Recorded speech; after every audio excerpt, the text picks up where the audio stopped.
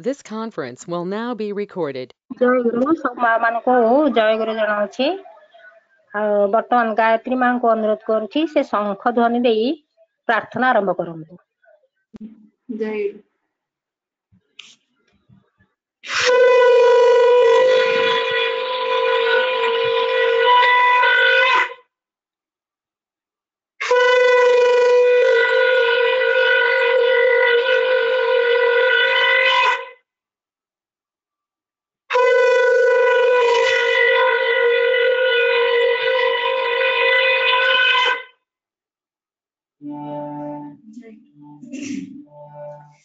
बार बार करू बीनती राधा स्वामी आगे दया करो दाता मेरे चित चरण न लागे जन्म जन्म रही भूल में नहीं पाया भेदा काल करम के जाल में रही भोगत खेदा जगत जियो भरमत फिरे नित चारो खानी ज्ञानी जोगी मिल रहे सब मन की घानी भाग जगा मेरा अधिका मिल सतगुरु आई राधा स्वामी नाम का मोहि भेद जनाई ऊंचा से ऊंचा देश है ओहो अधर ठिकानी बिना संत पावे नहीं सुरत सात निशाने राधा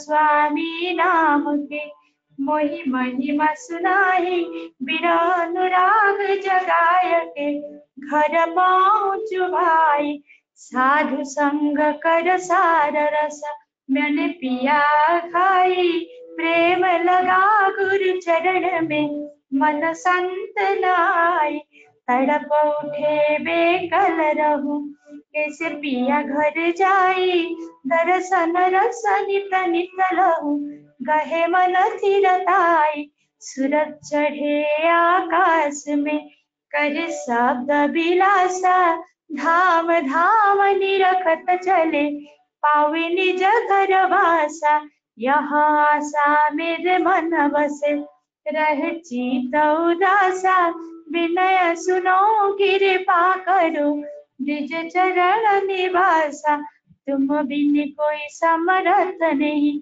जैसे मांगो दाना प्रेम धार वर्षा करो कुल अमृत खाना दीन दयाल दया करो मेरे समर्थ स्वामी सुकर करू गावत रहूं नित राधा स्वामी तुम बिन कोई समर्थ नहीं जैसे मांगो दाना प्रेम धार वर्षा करो खोल अमृत खाना दीन दयाल दया करो मेरे समर्थ स्वामी सुकर करू गावत रहूं नित राधा स्वामी सुकर करू गावत रहूं नित राधा स्वामी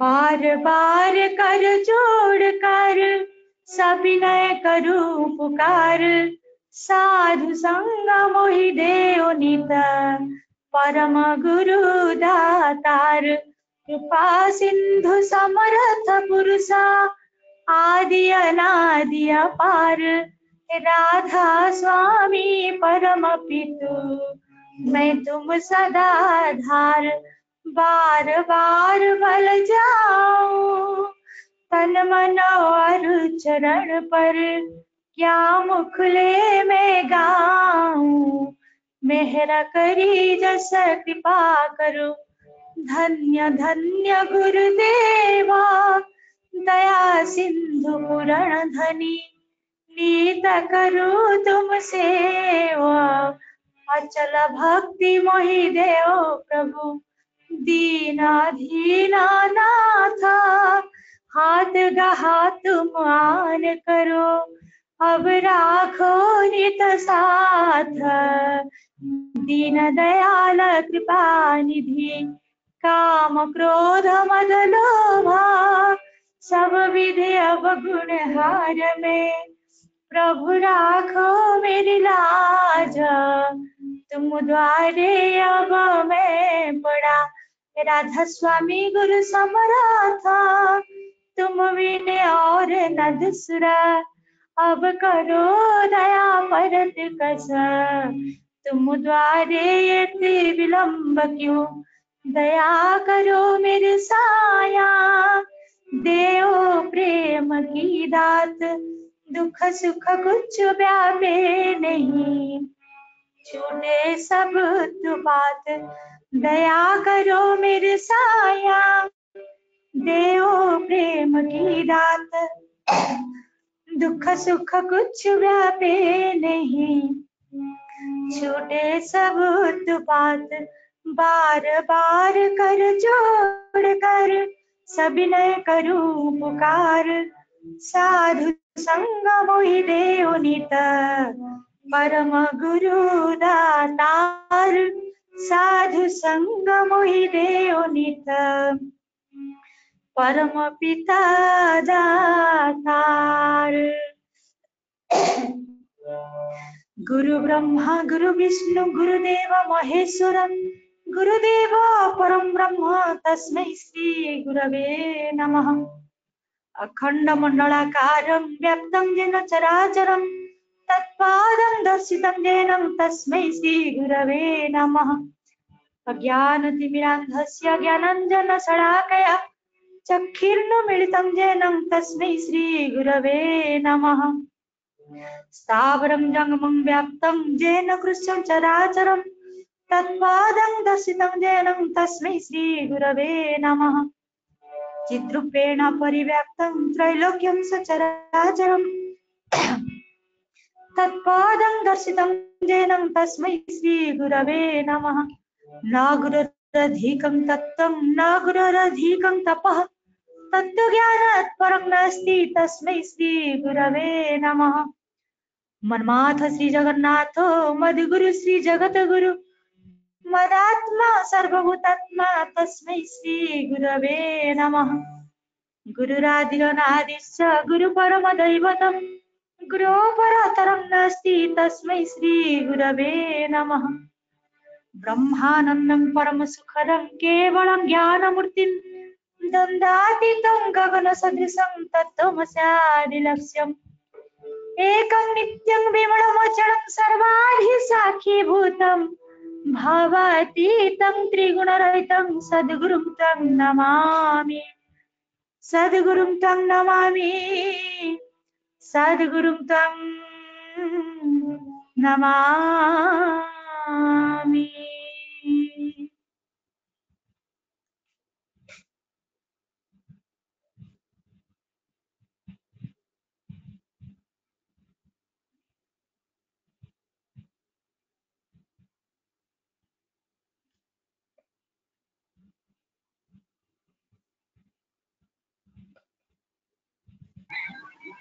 गुरु की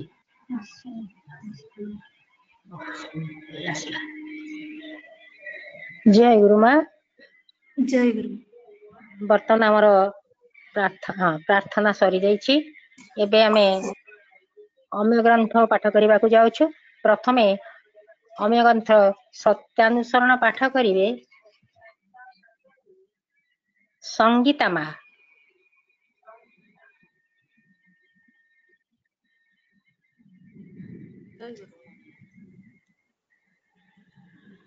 जय गुरु माँ।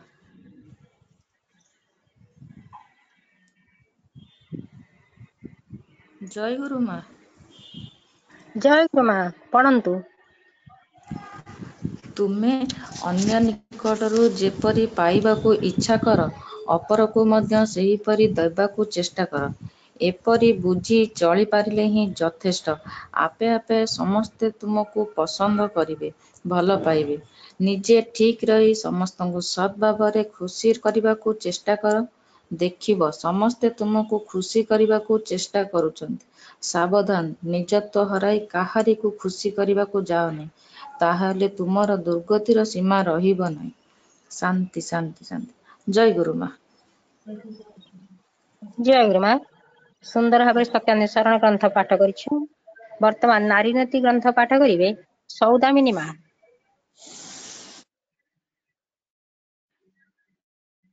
ମା ଜୟଗୁରୁ। ହ୍ୟାଲୋ ହ୍ୟାଲୋ ଜୟଗୁରୁ ମା ହ୍ୟାଲୋ। ପଢନ୍ତୁ ଆଜ୍ଞା ଜୟଗୁରୁ। ପଢନ୍ତୁ ପଢନ୍ତୁ। ଶ୍ରୀ ଶ୍ରୀ ଠାକୁରଙ୍କ ଶ୍ରୀହସ୍ତ ଲିଖିତ ମୋ ଗ୍ରନ୍ଥ ପାଠ ନାରୀର ନୀତି। ମୋର କଥା ଗୁଡିକ ଯଦି ତୁମର କେବଳ କଥା ଓ ଚିନ୍ତାର ଖୋରାକ ମାତ୍ର ହୁଏ, କରିବା ବା ଆଚରଣର ଭିତର ଦେଇ ସେଗୁଡ଼ିକୁ ଯଦି ବାସ୍ତବରେ ଫୁଟେଇ ତୋଳି ନ ପାର, ତେବେ ପାଇବ ଯେ ତୁମର ତମସାଚ୍ଛନ୍ନ ରହିଯିବ। ତା କିନ୍ତୁ ଅତି ନିଶ୍ଚୟ। ତୁମର ମୁଁ ଝିଅ ମୋର, ତୁମର ସେବା, ତୁମର ଚାଲିବା, ତୁମର ଚିନ୍ତା, ତୁମର କହିବା ପୁରୁଷ ଜନସାଧାରଣଙ୍କ ଭିତରେ ଯେପରି ଏପରି ଗୋଟାଏ ଭାବର ସୃଷ୍ଟି କରେ, ଯେଉଁଥିରେ ସେମାନେ ଅବନତ ମସ୍ତକରେ ମତଜାନ ହୋଇ ସସମ୍ଭ୍ରମେ ଭକ୍ତି ଗଦଗଦ ହୋଇ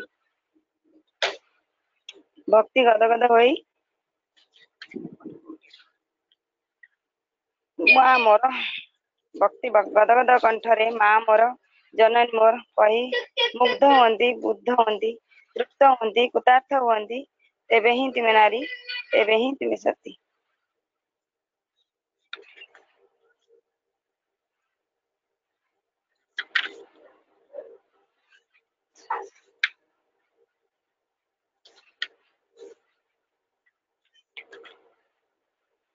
ସଂସାର ଓ ପାରିପାର୍ଶ୍ୱିକରେ କରଣୀୟ। ତୁମର ପ୍ରଥମ କର୍ତ୍ତବ୍ୟ ହିଁ ହେଉଛି, ଯେଉଁ ସଂସାରକୁ ଆସିଅଛ, ସେହି ସଂସାର ଯାହାଙ୍କ ଉପରେ ପ୍ରତିଷ୍ଠିତ, ସେବାରେ ତାହାଙ୍କୁ ବା ସେମାନଙ୍କୁ ସାଧାରଣତଃ ଶ୍ୱଶୁର ଓ ଶାଶୁଙ୍କୁ ଶରୀର ଓ ମନ ଦିଗରୁ ସୁସ୍ଥ ଓ ସବଳ ଓ ଭରସାଶୀଳ ଯେପରି ରଖିପାର, ତାହା ହିଁ କରିବା। ଆଉ ଦ୍ୱିତୀୟତଃ, ସେମାନଙ୍କୁ ଯେଉଁମାନଙ୍କୁ ନେଇ ତୁମେ ସଂସାରରେ ବାସ କରୁଛ, ତୃତୀୟତଃ ଅବଶ୍ୟ କରଣୀୟ ଯେ ପାରିପାର୍ଶ୍ୱିକ ଭିତରେ ତୁମର ସଂସାର ବସବାସ କରୁଛି, ଯେତେ ଦୂର ସମ୍ଭବ ଏହା ଉଲ୍ଲଂଘନ କର ନାହିଁ, ଯଶସ୍ୱିନୀ ହେବ, ସୁଖୀ ହେବ। ଜୟ ଗୁରୁମା। ଜୟଗୁରୁ। ବର୍ତ୍ତମାନ ଆମେ ସ୍ୱାସ୍ଥ୍ୟ ଓ ସଦାଚାର ସୂତ୍ର ଗ୍ରନ୍ଥ ପାଠ କରିବେ ନମିତା ମା। ଜୟଗୁରୁ। ଜୟଗୁରୁ ପଢନ୍ତୁ। ପରମ ପ୍ରେମ ପରମ ଦୟାଳ ଶ୍ରୀ ଠାକୁରଙ୍କ ସ୍ୱାସ୍ଥ୍ୟ ଓ ସଦାଚାର ସୂତ୍ର ଗ୍ରନ୍ଥ ପାଠ। ପାପ ମାନେ ହେଉଛି ପାଳନ ପାତିତ୍ୱ, ଅର୍ଥାତ୍ ପାଳନ ବା ସଂରକ୍ଷଣରୁ ପତିତ ହେବା। ତୁମେ ସମୀଚୀନ ସଦାଚାର ପରାୟଣ ହୁଅ, ଇଷ୍ଟନିଷ୍ଠ ଅନୁପ୍ରାଣନୀ ଅନୁଚଳନ ନେଇ ଅପକର୍ମକୁ ପ୍ରଶ୍ରୟ ଦିଅ ନା। ଆପ୍ୟାୟନଶୀଳ ସୌଜନ୍ୟ ନେଇ ସମୀଚୀନ ଭାବରେ ପରିପାଳନୀୟ ଆଚରଣ ଯାହା କିଛିକୁ ବାସ୍ତବ ଭାବରେ କରିବା ଭିତର ଦେଇ ଅନୁସରଣ କର, ଶ୍ରେୟ ଲାଭ କରିବ, ପାପରୁ ନିଷ୍କୃତି ପାଇବ। ତେଣୁ କହେ, ପାପ ଯାହା କିଛିକୁ ଅବହେଳା କର, ପାପ ପଙ୍କିଳ ହୁଅ ନା, ବାସ୍ତବ ଭାବରେ ଧାରଣ ପାଳନ ପୋଷଣୀ ସାତ୍ତ୍ୱିକ ଅନୁଚର୍ଯ୍ୟାରେ ଚଳତଶୀଳ ଥାଅ। ବାକ୍ୟ ବ୍ୟବହାରର ସମୀଚୀନ ସୌନ୍ଦର୍ଯ୍ୟପୂର୍ଣ୍ଣ କୃତିଚଳନରେ ପାପ ସ୍ଖଳନରେ ସହିତ କୌଶଳ। ଜୟଗୁରୁ। ଜୟଗୁରୁ ମା। ବର୍ତ୍ତମାନ ସାଧୁନାଦୀଙ୍କ ରଚିତ ପ୍ରାର୍ଥନା ପାଠ କରିବେ ଅପର୍ଣ୍ଣା ମା। ଜୟଗୁରୁ। ଜୟଗୁରୁ ପଢନ୍ତୁ। ଜୟଗୁରୁ। ଜୟଗୁରୁ ପଢନ୍ତୁ। ମାତୃ ସମ୍ମିଳନରେ ପ୍ରଥମ ଶ୍ରୋତ ପାଠ ପୂଜନୀୟ ସାଧନା ଦିଦି ରଚିତ ପ୍ରାର୍ଥନା। ମୋର ଇଷ୍ଟ, ମୋର ଆଦର୍ଶ, ଆଜିଠାରୁ ମୋର ଜୀବନ ତୁମର। ତୁମର ବୃଦ୍ଧି ମୋର ବୃଦ୍ଧିକୁ ସ୍ପର୍ଶ କରୁ।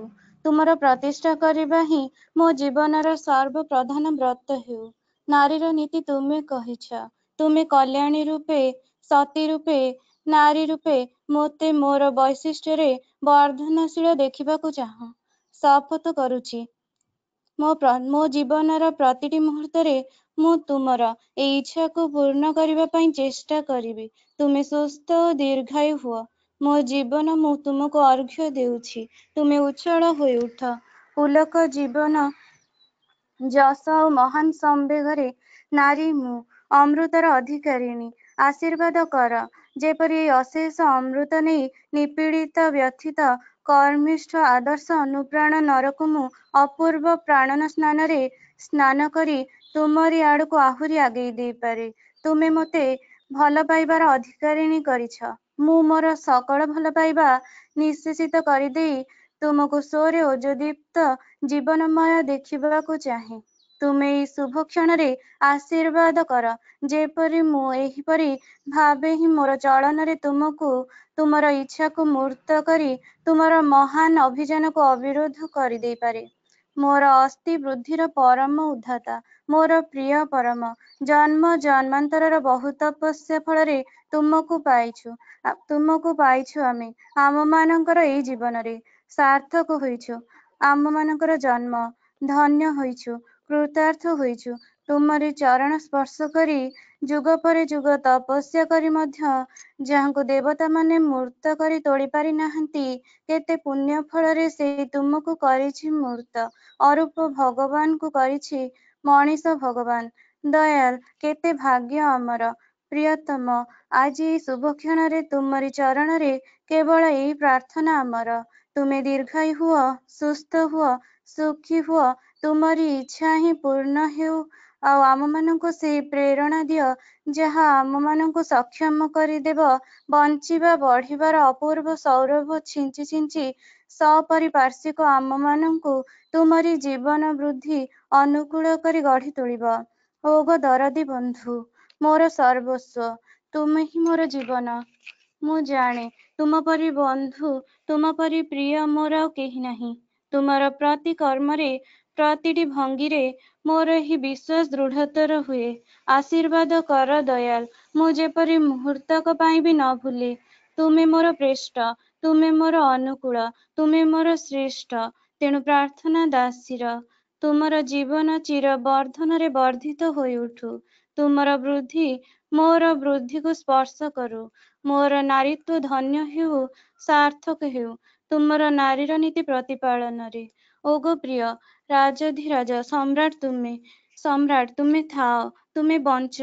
ଆମମାନଙ୍କ ଜୀବନ ଚାଳନାର ପ୍ରତି ପଦକ୍ଷେପରେ ଧ୍ୱନିତ ହୋଇ ଉଠୁ ସ୍ୱସ୍ତି ସ୍ୱସ୍ତି।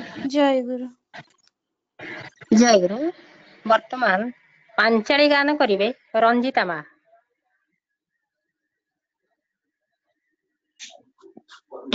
ଜୟ গুরু।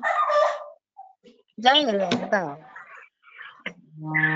তোরা শোন রে ভাই, বলে যাই বাঞ্চাবার পথ, যে পথে চলেছে ঠাকুর অনুকূলে রথ। শোন পূর্ণ কথা, শোন পূর্ণ কথা, তার বার্তা কহিবি মরণ। যে কথা শুনিলে হয় পাপ বিমোচন। এলো সোনার মানুষ, এলো সোনার মানুষ, মহাপুরুষ অনুকূল রায়। পাপি তাপি উদ্ধারিতে সোনার বাংলায়। গ্রাম হিমায়তপুরে পদ্মা তীরে জেলা পাবনায়। শিবচন্দ্র চক্রবর্তী অতি সদাশয়। মাতা মনমোহিনী তার গৃহিণী অতি পুণ্যবতী। যার গৃহে জন্ম নিলেন ত্রিলোকের পতি। করে গৃহে আলো প্রেমময় ঠাকুর অনুকূল। যার লক্ষ লক্ষ শিষ্য পূজে চরণ রাতুল। তার রূপ দেখে ভাব দেখে কহন না যায়। ভুবন মোহন রূপে সবারে ভুলায়। শোনো তার মহিমা, মাথুরে মানাই পারাবার। নর রূপে এলো সে যে দেব অবতার। শোনো ধর্মের কথা, তার বরতা অতি চমৎকার। বাঞ্চা বাড়ার অসল নীতি, খাদ্য করো সার। করো খাদ্য বিচার, সদাচার সেবাক্য পালন। প্রতিবেশীর সেবা করে ইষ্ট পথে চলো। এ তো আর্য নীতি, ধর্ম নীতি, হিংসা দ্বেষ ছাড়ো। হিন্দু বৌদ্ধ মুসলমান যে যার পথে চলো। পালো বর্ণাশ্রম, করো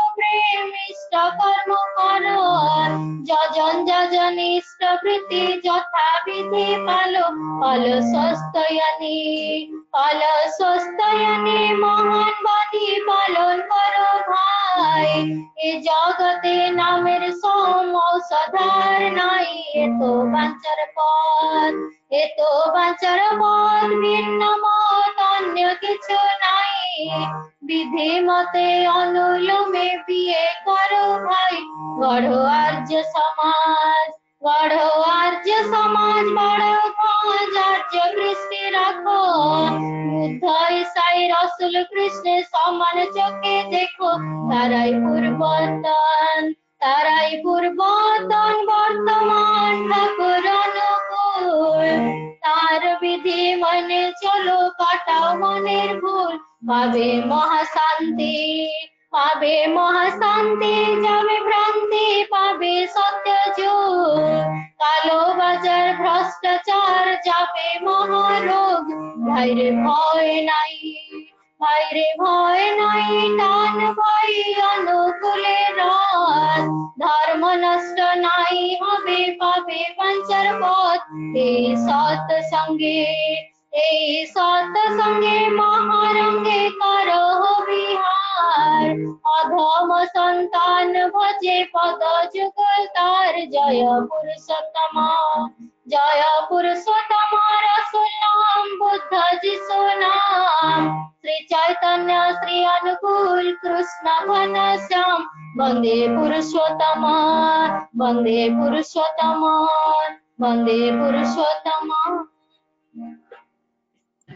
ଜୟ ଜୟଗୁରୁ।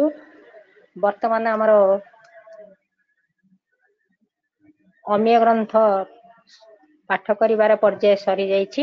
ଯୋଉ ମା ମାନେ ଏଇ ସମସ୍ତ ଅମୀୟ ଗ୍ରନ୍ଥ ପାଠ କରିଛନ୍ତି ସେମାନଙ୍କର ତଥା ସେମାନଙ୍କ ପରିବାରର ଉତ୍ତରୋତ୍ତର ଉନ୍ନତି ପରମ ପିତାଙ୍କ ଶ୍ରୀଚରଣରେ କାମନା କରେ। ଆଜି ଆମେ ଯେ ଅନଲାଇନ ମାତୃ ସମ୍ମିଳନୀରେ ଉପସ୍ଥିତ ହୋଇଛୁ, এই ମାତୃ ସମ୍ମିଳନୀକୁ ଆଜି ପ୍ରଦାନ କରିଛନ୍ତି ଗାୟତ୍ରୀ ମା ଏବଂ ସମସ୍ତେ ଏଇ ଯେ ପରମ ପିତାଙ୍କ ଶ୍ରୀଚରଣ ତଳେ ଉପସ୍ଥିତ ରହି ଏଇ ମାତୃ ସମ୍ମିଳନୀକୁ ଉପଭୋଗ କରୁଛେ ଏବଂ ଏଇ ଯେ ସମୟ ଟିକକ ଆମେ ପରମ ପିତାଙ୍କ ସହିତ ଜଡ଼ିତ ହୋଇ ରହିଛେ, ଏଇଟା ହିଁ ହୁଏତ ବୋଧ ହୁଏ ଆଜି ଆମ ମାନଙ୍କର ଭାଗ୍ୟରେ। ତେଣୁ ବର୍ତ୍ତମାନ ଆମର ଭକ୍ତି ଅର୍ଘ୍ୟର କାର୍ଯ୍ୟକ୍ରମ ଆରମ୍ଭ ହେବ। ତା ପୂର୍ବରୁ ଟିକେ କହି ରଖୁଛି ଯେ ଆଗାମୀ ଶ୍ରାବଣ ପରିକ୍ରମା କରିବା ପାଇଁ ଆମେ ଯୋଉ ନିଷ୍ପତ୍ତି ନେଇଛୁ, ଯୋଉ ମା ମାନେ ଆଜି ଏଇ ମାତୃ ସମ୍ମିଳନୀରେ ଉପସ୍ଥିତ ଅଛନ୍ତି ସେମାନଙ୍କ ଭିତରୁ ଯଦି କେହି ଚାହୁଁଛନ୍ତି ଯେ ଏଇ ଶ୍ରାବଣ ପରିକ୍ରମାରେ ସେ ଅଂଶଗ୍ରହଣ କରିପାରିବେ ନାହିଁ, ତେବେ ଆମ ସହିତ ଟିକେ ଯୋଗାଯୋଗ କରନ୍ତୁ। ନହେଲେ ଆମେ ଜାଣିବୁ ଯେ ସେମାନେ ନିଶ୍ଚିତ ଭାବରେ ଶ୍ରାବଣ ପରିକ୍ରମାରେ ଆମ ସହିତ ଜଡ଼ିତ ହୋଇ ରହିବେ। ଏବଂ ଏଇ ମାସର ଶେଷ ମାତୃ ସମ୍ମିଳନୀ ଯୋଉଟା ଜୁନ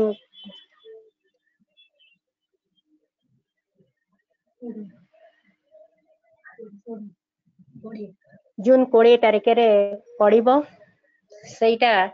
ସେଇ ମାତୃ ସମ୍ମିଳନୀ ଆମେ ମାନେ ପ୍ରଦାନ କରିବୁ ଏବଂ ତାପରେ ଶ୍ରାବଣ ପରିକ୍ରମା ପୂର୍ବରୁ ଆଉ ଗୋଟିଏ ମାତୃ ସମ୍ମିଳନୀ କରାଯିବ।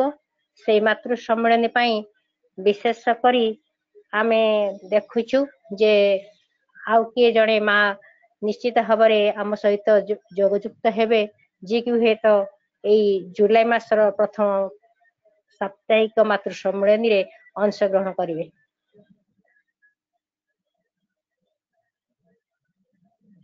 ବର୍ତ୍ତମାନ ଭକ୍ତି ଅର୍ଘ୍ୟର କାର୍ଯ୍ୟକ୍ରମ। এই ପ୍ରଥମ ଭକ୍ତି ଅର୍ଘ୍ୟ ପ୍ରଦାନ କରିବେ ସୁଶ୍ରୀ ଅନିନ୍ଦିତା ମା। ଜୟ ଗୁରୁ ମା। ଜୟ ଗୁରୁ। ଗାଓ ଝିଅ।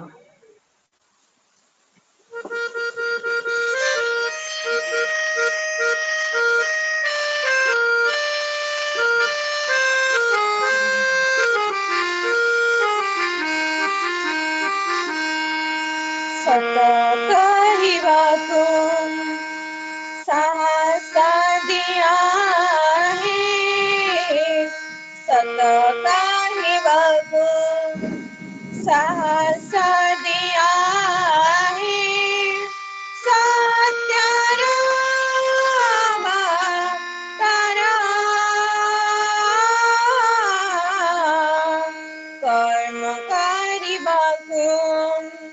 सकती दिया कर्म କରିବାକୁ सकती दिया कर्मर कन्ना भरा सत କହିବାକୁ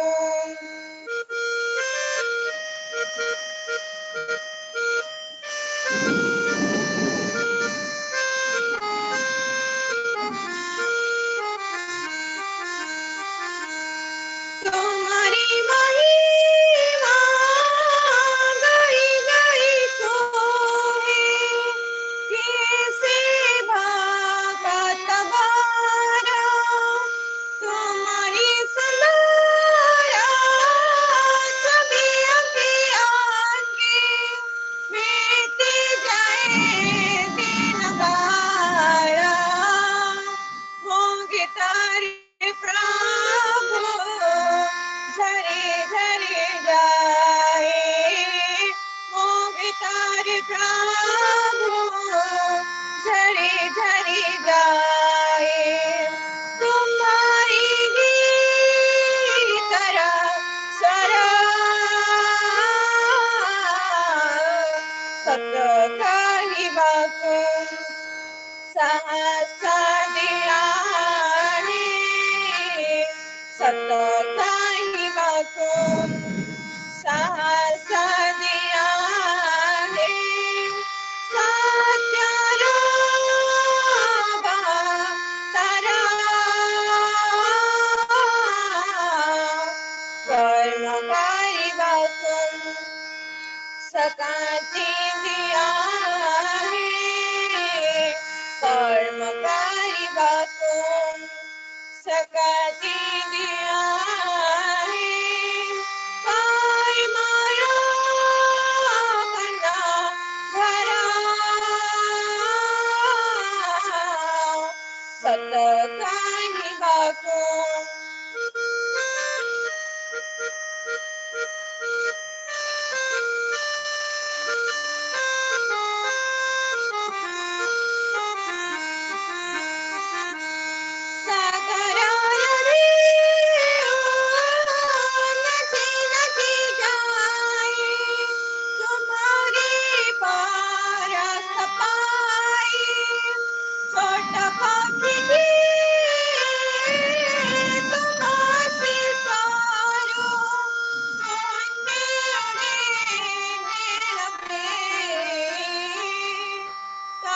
पाछे पाछे अनुसरिबे कब पाछे पाछे अनुसरिबे पाछे दिते बुरा सत କହିବାକୁ साहस दिया सत କହିବାକୁ साहस दिया सत्यर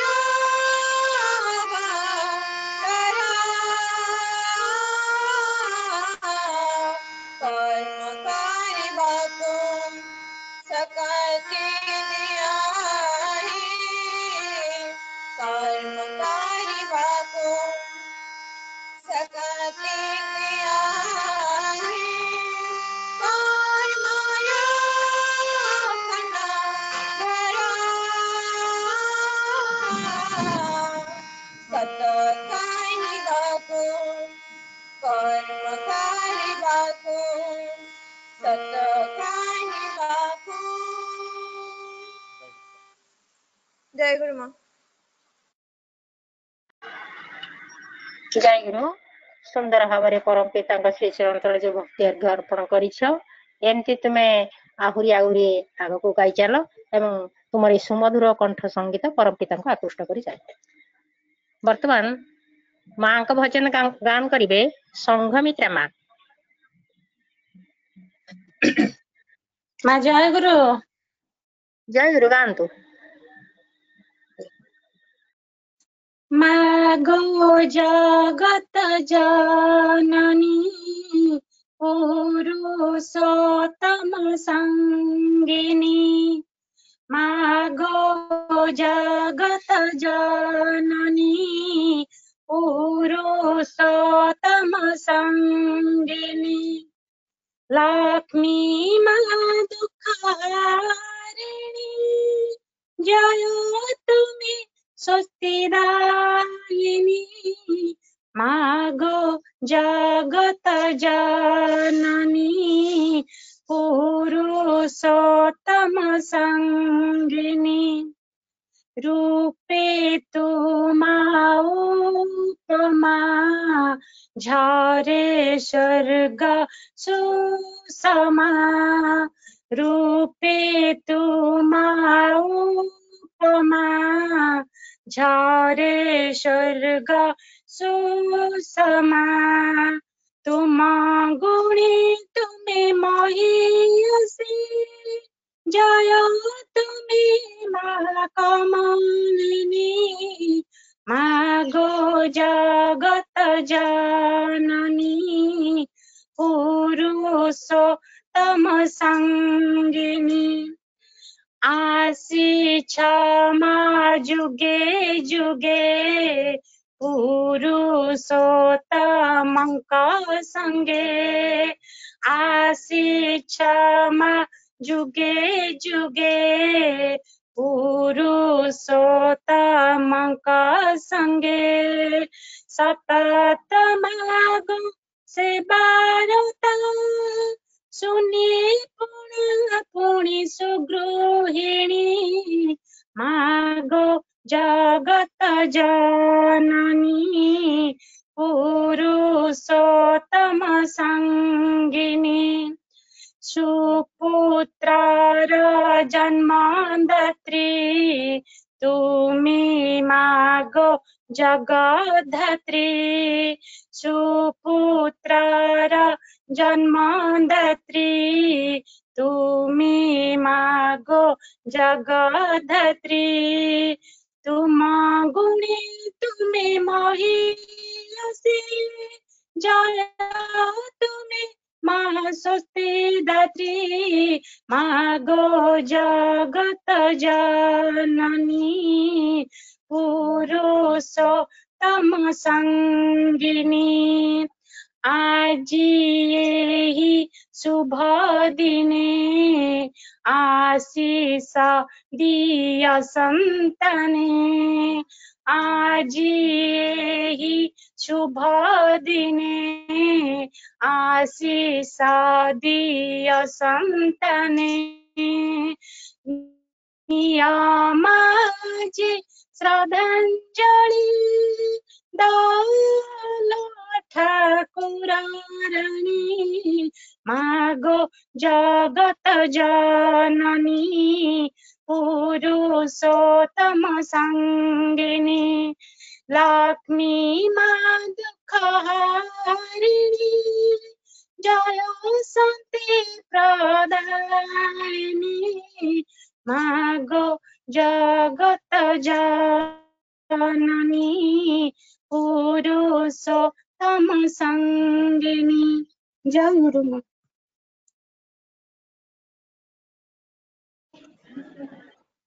जय गुरु सुंदर परिवेषण करिछ आ तुमे एमती परम पिता श्री चरण भजन परिवेषण करने सहित तांकर अमीय कथा गुड़ी तुली धरबार जो बेले बेले प्रयास करुछ कि परम पिता श्री चरण तुम्हें आ तुम परिवार सुख शांति परम पिता श्री चरण रही वर्तमान शेष भक्ति संगीत गान करेंगे शुभ्रा सिनेमा। जय गुरु माँ। जय गुरु माँ। जय गुरु ए जीवन किछि देउवन देउ देछि तुमकु मते ଏ ଜୀବନ କିଛି ଦେଉବାନ ଦେଉ ଦେଇଛି ତୁମକୁ ମତେ।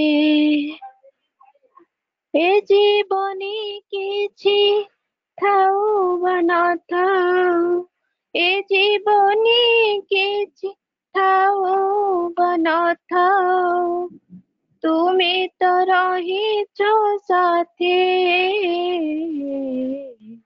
ଦେଇଛି ତୁମକୁ ମତେ ଦୟାଳ, ଦେଇଛି ତୁମକୁ ମତେ। ଏ ଜୀବନ କିଛି ଦେଉ ବା ନ ଦେଉ ଦେଇଛି ତୁମକୁ ମତେ। ଏ ଜୀବନି କିଛି ଥାଉ ବା ନଥାଉ, ଏ ଜୀବନି କିଛି ଥାଉ ବା ନଥାଉ, ତୁମେ ତ ରହିଛ ସାଥେ। ଦେଇଛି ତୁମକୁ ମତେ ଦୟାଲ, ଦେଇଛି ତୁମକୁ ମତେ। କେତେ ବାର ଆସି ଏଇ ଧରା ପରେ ତୁମ ପଥ ଚାହିଁ ଚାହିଁ ଫେରି ଯାଇଥିବି କେଉଁ ଶୂନ୍ୟ ପଥେ ନିରାଶ ହୃଦୟ ନେଇ।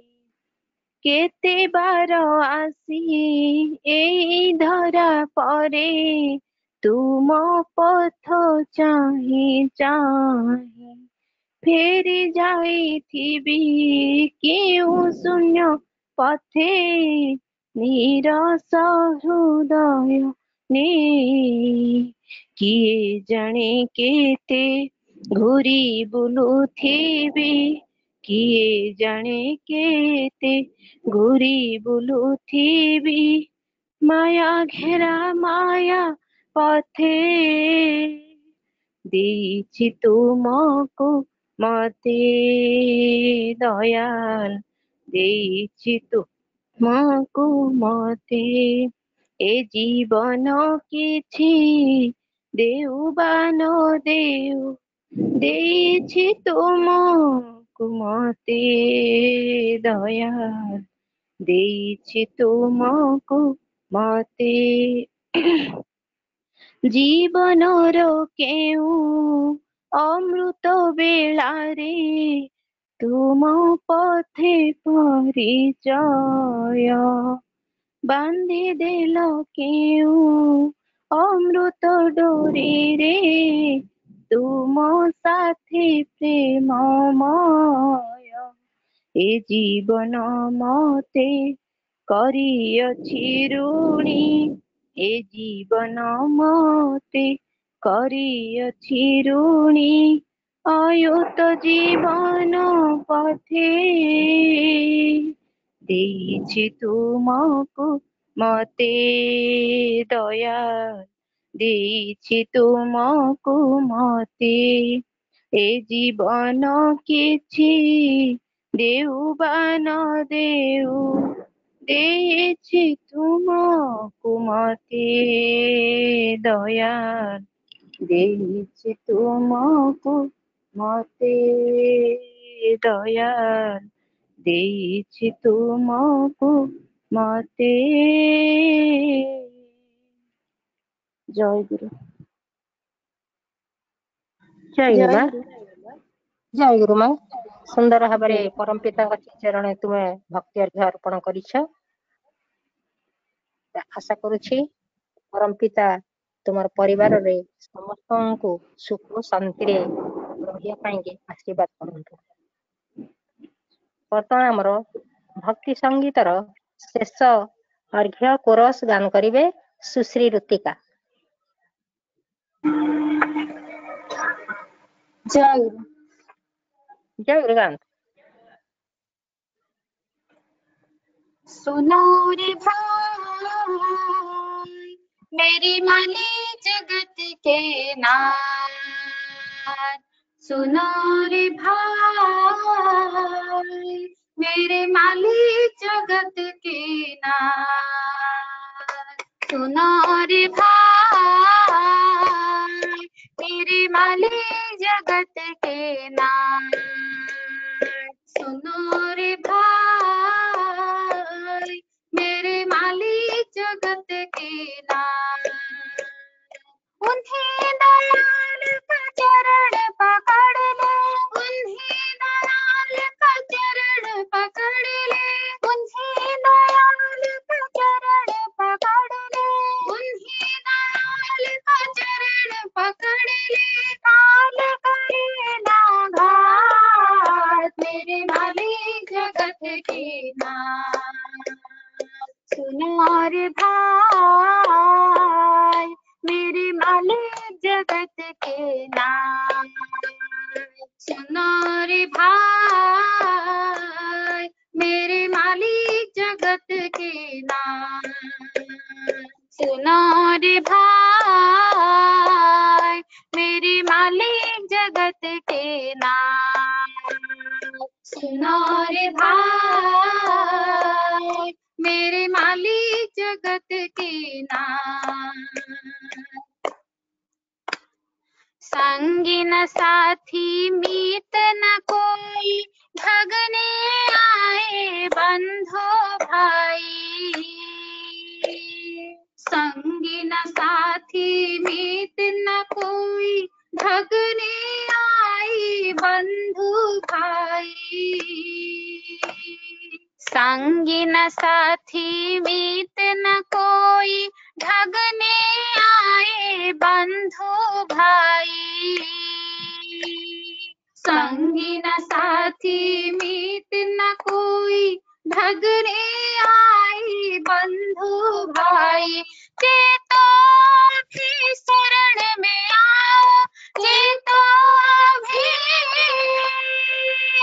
चेतो भी शरण में आओ, चरण झुकाओ मात मेरे मालिक जगत के नाथ। सुनो रे भाई मेरे मालिक जगत के नाथ। सुनो रे भाई मेरे मालिक जगत के नाथ। उन्हीं दयाल का चरण पकड़ ले, उन्हीं दयाल का चरण पकड़ ले, उन्हीं दयाल का चरण पकड़ ले, उन्हीं दयाल का चरण पकड़ ले। काल करे ना घात मेरे मालिक जगत के नाथ।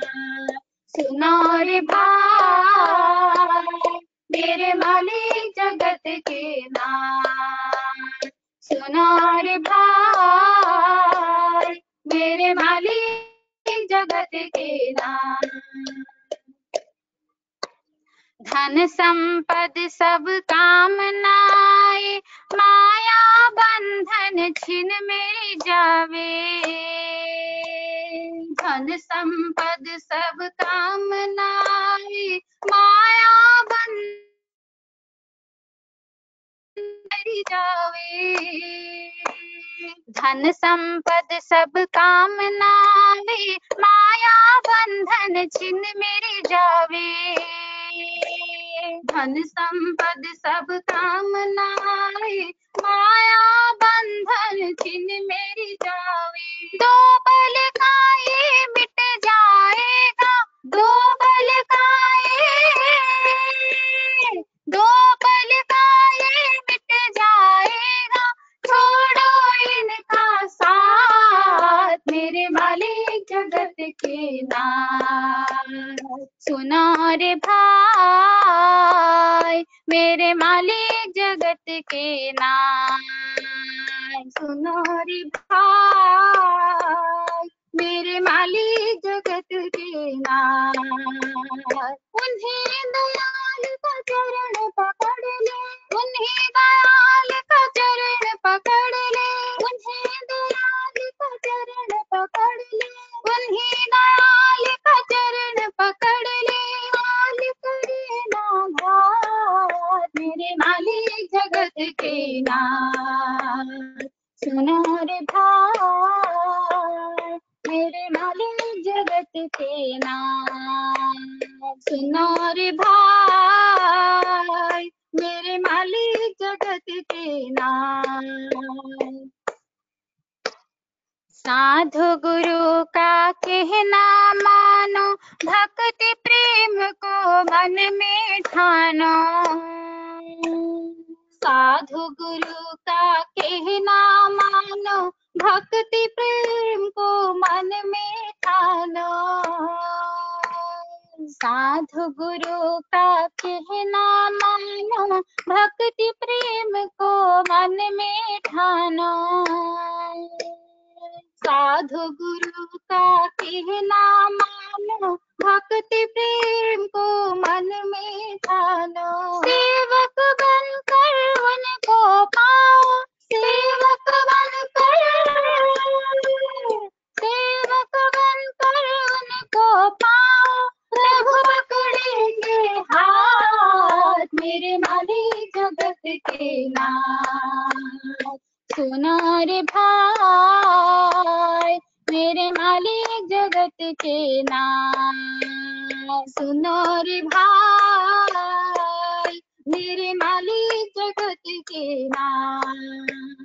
उन्हीं दयाल का चरण पकड़ ले उन्हीं दयाल का चरण पकड़ ले उन्हीं दयाल का चरण पकड़ ले उन्हीं दयाल का चरण पकड़ ले उन्हीं दयाल का चरण पकड़ ले उन्हीं दयाल का चरण पकड़ ले।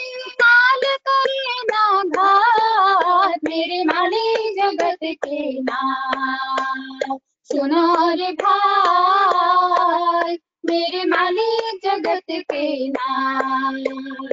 सुनो रे भाई मेरे मालिक जगत के नाथ।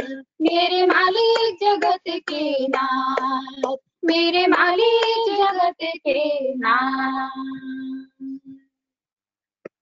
जय गुरु। जय गुरु। वर्तमान आमर भक्ति संगीतर कार्यक्रम शेष होईछि। जो माँ माने सुंदर भाव भक्ति संगीत परम पिता श्री चरण तले अर्पण करिसंती। प्रार्थना परिवार तथा से माने ए परम पिता आशीर्वाद लाभ करी आगो को चलते। वर्तमान में आमर शेष पर्याय कार्यक्रम जो कार्यक्रम सदालोचनार कार्यक्रम आमर ये मातृ सम्मेलन नियम अनुसार जो माँ ये मातृ सम्मेलन प्रदान करती से प्रार्थना करती एवं समापति संगीत गान करती ता सहित पूर्वाभास किछि समय दे थांती।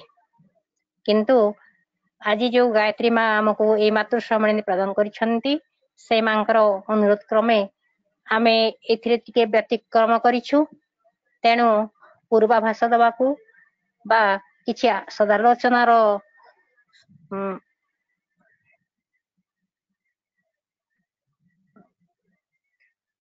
परम पितांकर किछि कथा सदालोचना माध्यम रे आम मानक निकट रे पहुंचाया पई शांति मां को अनुरोध करूछि से किछि समय पई एई कार्यक्रम रे अंशग्रहण करंतु एवं आम मानक उपकृत करंतु।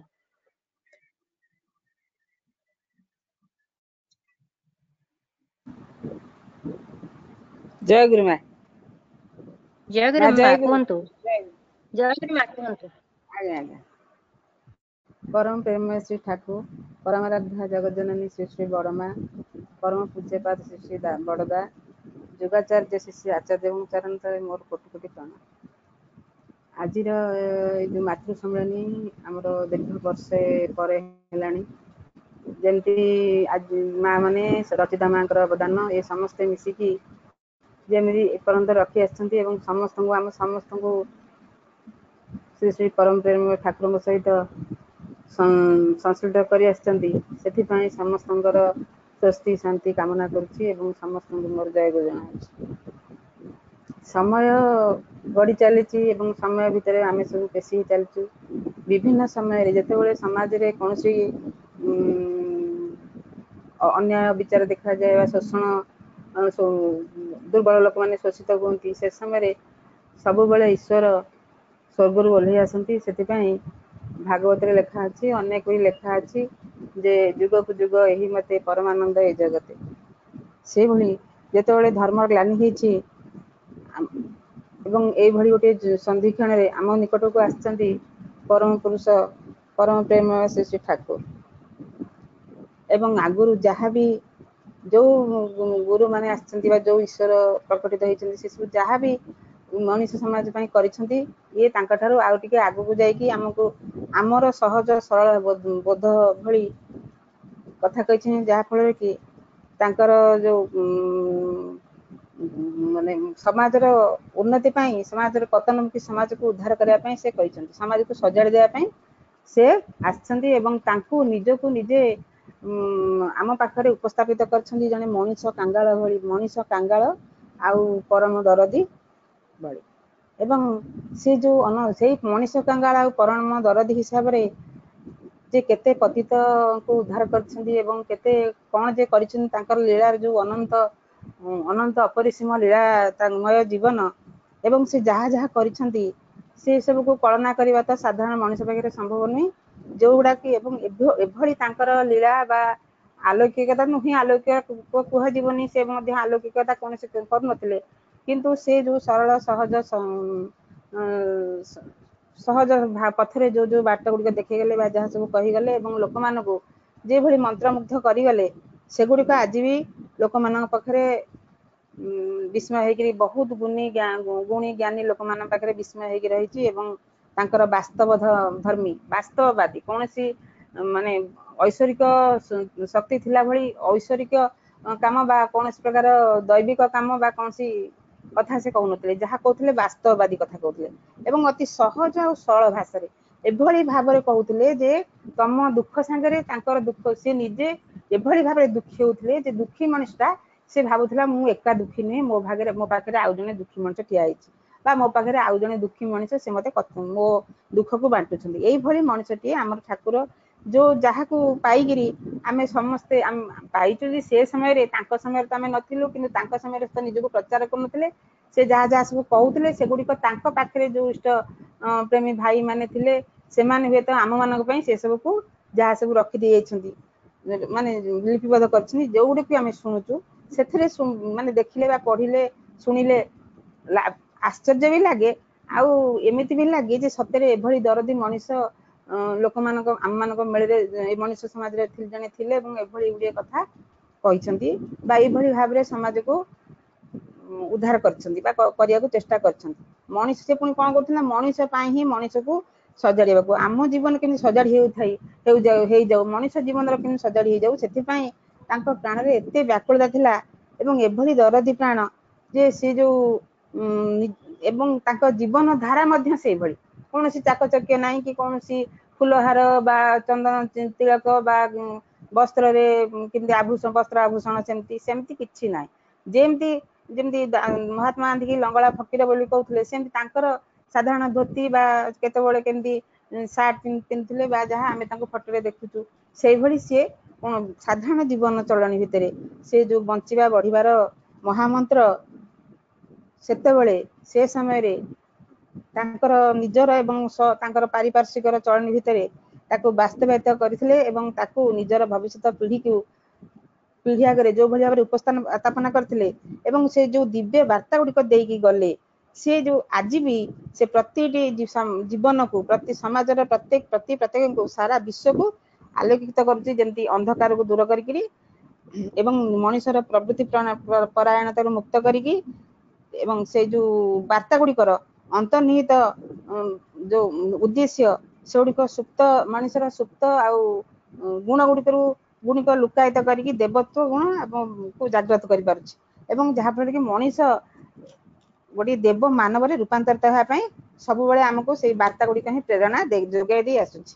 ତେଣୁ ମୁଁ ଭାବେ ସେ ହଉଛନ୍ତି ମାନବବାଦୀ ବିଶ୍ୱଗୁରୁ, ଯିଏ ତାଙ୍କ ଜୀବନ କାଳ ଭିତରେ କୌଣସି ଭୋଗ ଲିପ୍ସା ରଖିନଥିଲେ କି ଐଶ୍ୱର୍ଯ୍ୟମୋହ ରଖିନଥିଲେ କି ତାଙ୍କର ଯୋଉ ଏତେ ଇଷ୍ଟପ୍ରାଣ ଭାଇ ଗୁରୁ ଭାଇ ମାନେ ଥିଲେ ବା ତାଙ୍କ ପାଖରେ ଯୋଉମାନେ ସବୁ ରହୁଥିଲେ କାହାରି ପାଖରୁ କେବେ କିଛି ଧନ ଆଶା କରୁନଥିଲେ, କିନ୍ତୁ ଭାବୁଥିଲେ ଏବଂ ନିଜକୁ ନିଜେ ଗୋଟିଏ ଭିକାରୀ ରୂପରେ ଉପସ୍ଥାପନ କରୁଥିଲେ ଯେ ମୁଁ କେବଳ ମଣିଷର ଭିକାରୀ ସେ ବୋଲି ସେ ନିଜକୁ ପରିଚୟ ଦଉଥିଲେ। ଆଉ ପୁଣି ମଣିଷର ସ୍ୱାର୍ଥ ପାଇଁ, ମଣିଷର ସୁଖ ପାଇଁ ସେ ସବୁବେଳେ କହୁଥିଲେ ମୁଁ ଭିକାରୀ ହୋଇ ଆସିଛି, ମୋତେ ମଣିଷ ଭିକ୍ଷା ଦିଅ। ମୋର ଏଇ ଭିକାରୀ ପଣିଆ କେବେ ଯିବ ମୁଁ ଜାଣିନି, ହୁଏତ ଏମିତି ଭିକାରୀ ପରି ହୋଇ ହୋଇ ଏ ଦୁନିଆରୁ ଚାଲିଯିବି, କିନ୍ତୁ ତୁମମାନଙ୍କ ନିକଟରେ ମୋର ଏଇ ମଣିଷ ଭିକ୍ଷାର ଅଳି ରହିଲା। ଏଇ ମଣିଷ ପାଇଁ ଆମରି ଏଇ ମଣିଷ ପାଇଁ ସେ ତାଙ୍କର ଯୋଉ ବିଶାଳତା ଜ୍ଞାନର ଗଭୀରତା ଯୋଉ ବିଶାଳତା ଥିଲା, ସେଇ ବିଶାଳତା ଜ୍ଞାନର ବିଶାଳତାରୁ କିଛି ମାନେ ଯୋଉ ବାଣୀ ଗୁଡ଼ିକ ଦେଇଛନ୍ତି, ସେ ଯୋଉ ସମାଜ ପାଇଁ ତା ସମାଜ ସୁଧାରିବା ପାଇଁ ଏବଂ ମଣିଷକୁ ଭଲ ମଣିଷ କରିବା ପାଇଁ କେତେ ପରିବାରକୁ କରିଦେଇଛି ଏବଂ କେତେ ପରିବାରକୁ ସଜାଡ଼ି ମଧ୍ୟ ଦେଇଛି। ଏବଂ ସେ ସବୁବେଳେ କହୁଥିଲେ ଏଭଳି ମଣିଷ କାଙ୍ଗାଳ ସେ ଥିଲେ, ସେଥିପାଇଁ ସେ ଶ୍ରୀ ଶ୍ରୀ ଠାକୁର ସବୁବେଳେ କହୁଥିଲେ ମୋର ହାତ ଦୁଇଟି ଯଦି ଏଭଳି ଆହୁରି ବଡ଼ ହେଇଯାଆନ୍ତା, ମୁଁ ସମସ୍ତଙ୍କୁ ଆଲିଙ୍ଗନ କରି ରଖନ୍ତି, ଜମା ଛାଡ଼ନ୍ତିନି। ମଣିଷକୁ ଦେଖିକି ଯେମିତି କୌଣସି ଭକ୍ତ ବା କୌଣସି ଗୁରୁ ଭାଇ ଆସିଲେ ସେ ଆନନ୍ଦରେ ଅଧୀର ହୋଇ ପଡୁଥିଲେ, ଆଉ ସମସ୍ତଙ୍କର ଜୀବନର କଥା ଶୁଣୁଥିଲେ ଏବଂ ତାଙ୍କୁ କହୁଥିଲେ ତାଙ୍କର ଯାହା ସମସ୍ୟା ଥିଲା ସମାଧାନ କରୁଥିଲେ ଏବଂ ଯାହା ପ୍ରତ୍ୟେକ ପ୍ରକାର ଦୁଃଖକୁ ଦୂର କରିବାକୁ ଯେମିତି ବ୍ୟସ୍ତ ହୋଇ ପଡୁଥିଲେ। ଏମିତି ନୁହେଁ ଯେ କୌଣସି ପ୍ରକାର ଫର୍ମାଲିଟି ମେଣ୍ଟେନ କରି ଶୁଣୁଥିଲେ, ନା ସେ ବ୍ୟସ୍ତ ହୋଇ ପଡୁଥିଲେ, ସମସ୍ତଙ୍କ ଦୁଃଖରେ ସେ ଅଧୀର ହୋଇ ପଡୁଥିଲେ ଏବଂ ତାକୁ କେମିତି ସେ ଦୁଃଖକୁ ଖଣ୍ଡନ କରିବେ ତାର ବା ପ୍ରତିକାର କରିବେ ସେଥିପାଇଁ ସେ ପୁରା ବ୍ୟସ୍ତ ହେଇଯାଉଥିଲେ। ସେ ହଉଛନ୍ତି ଆମର ପ୍ରାଣର ଠାକୁର ଏବଂ କୋଟି ଲୋକଙ୍କର ପ୍ରାଣର ଦେବତା ଏବଂ ଯାହାକୁ କୁହାଯାଏ ଜୀବନର ସନ୍ଧାନୀ। ଜୀବନଟା କଣ ମଣିଷ ଯେତେବେଳେ ବୁଝିପାରେନି ଏବଂ ନିଜ ଇଚ୍ଛା ମୁତାବକ ପ୍ରବୃତ୍ତି ଗୁଡ଼ିକୁ ବିଭିନ୍ନ ବାଟରେ ବା ଅବାଟରେ ନେଇକରି ନିଜେ ନଷ୍ଟ ହେଇଯାଏ, ସେତେବେଳେ ତାଙ୍କ ଭଳି ଜଣେ ସୁଧାରକ, ଜୀବନ ସନ୍ଧାନୀ ଯାହା ବି ଆମେ ତାଙ୍କୁ କହିପାରିବା, ସେ ଆସିଥିଲେ ଆଉ ପ୍ରକୃତର ବଞ୍ଚିବା ବଢିବାର ବାଟ ଗୁଡ଼ିକ କଣ, ମଣିଷ କାହିଁକି ଜନ୍ମ ହେଇଛି ଏବଂ ନିଜେ ବଞ୍ଚିବ କେମିତି, ବଢିବ କେମିତି, ଜୀବନକୁ କୋଉ ବାଟରେ ଚଳେଇବ, ଏଇ ସବୁ ଗୁଡ଼ିକ ଯୋଉ ଆମକୁ ଦେଇଛନ୍ତି ଯେ ଅମୂଲ୍ୟ ସମ୍ପତ୍ତି ବା ଅମୂଲ୍ୟ ନିଧି ଭଳି ଭଲ ବାଟରେ ଚାଲିବା ପାଇଁ ଚାହୁଁଥିବା ମଣିଷଟିଏ ସେ ନିଶ୍ଚିତ ଅଭିଭୂତ ହୋଇ ପଡୁଛି ଏବଂ ସେ ବାଟରେ ଯାଇକରି ନିଜ ଜୀବନକୁ ସଜାଡ଼ି ପାରୁଛି। ତେଣୁ ଯେତେବେଳେ ମାନବତ୍ୱ ଧାରଣ କଲେ ଏବଂ ସଂସାରକୁ ଆସିଲେ, ସେ ବି କମ ବାଧାବିଘ୍ନ ଅତିକ୍ରମ କରିନାହାନ୍ତି, ବହୁତ କିଛି ବାଧାବିଘ୍ନ ଅତିକ୍ରମ କଲେ, ଲୋକଙ୍କର ନିନ୍ଦା ଶୁଣିଛନ୍ତି ଏବଂ ଲୋକମାନେ ଜାଗାକୁ ମାନେ ନିଜର ସ୍ଥାୟୀ ଜାଗାକୁ ପ୍ରତ୍ୟାହାର କରିକିରି ବା ଛାଡ଼ି ଦେଇକିରି ଆଉ ଆସିକି ଦେଓଘରେ ରହିଛନ୍ତି, ଏଇଭଳି ବହୁତ ପ୍ରକାର କଷ୍ଟ ଯାତନା ସହିଛନ୍ତି।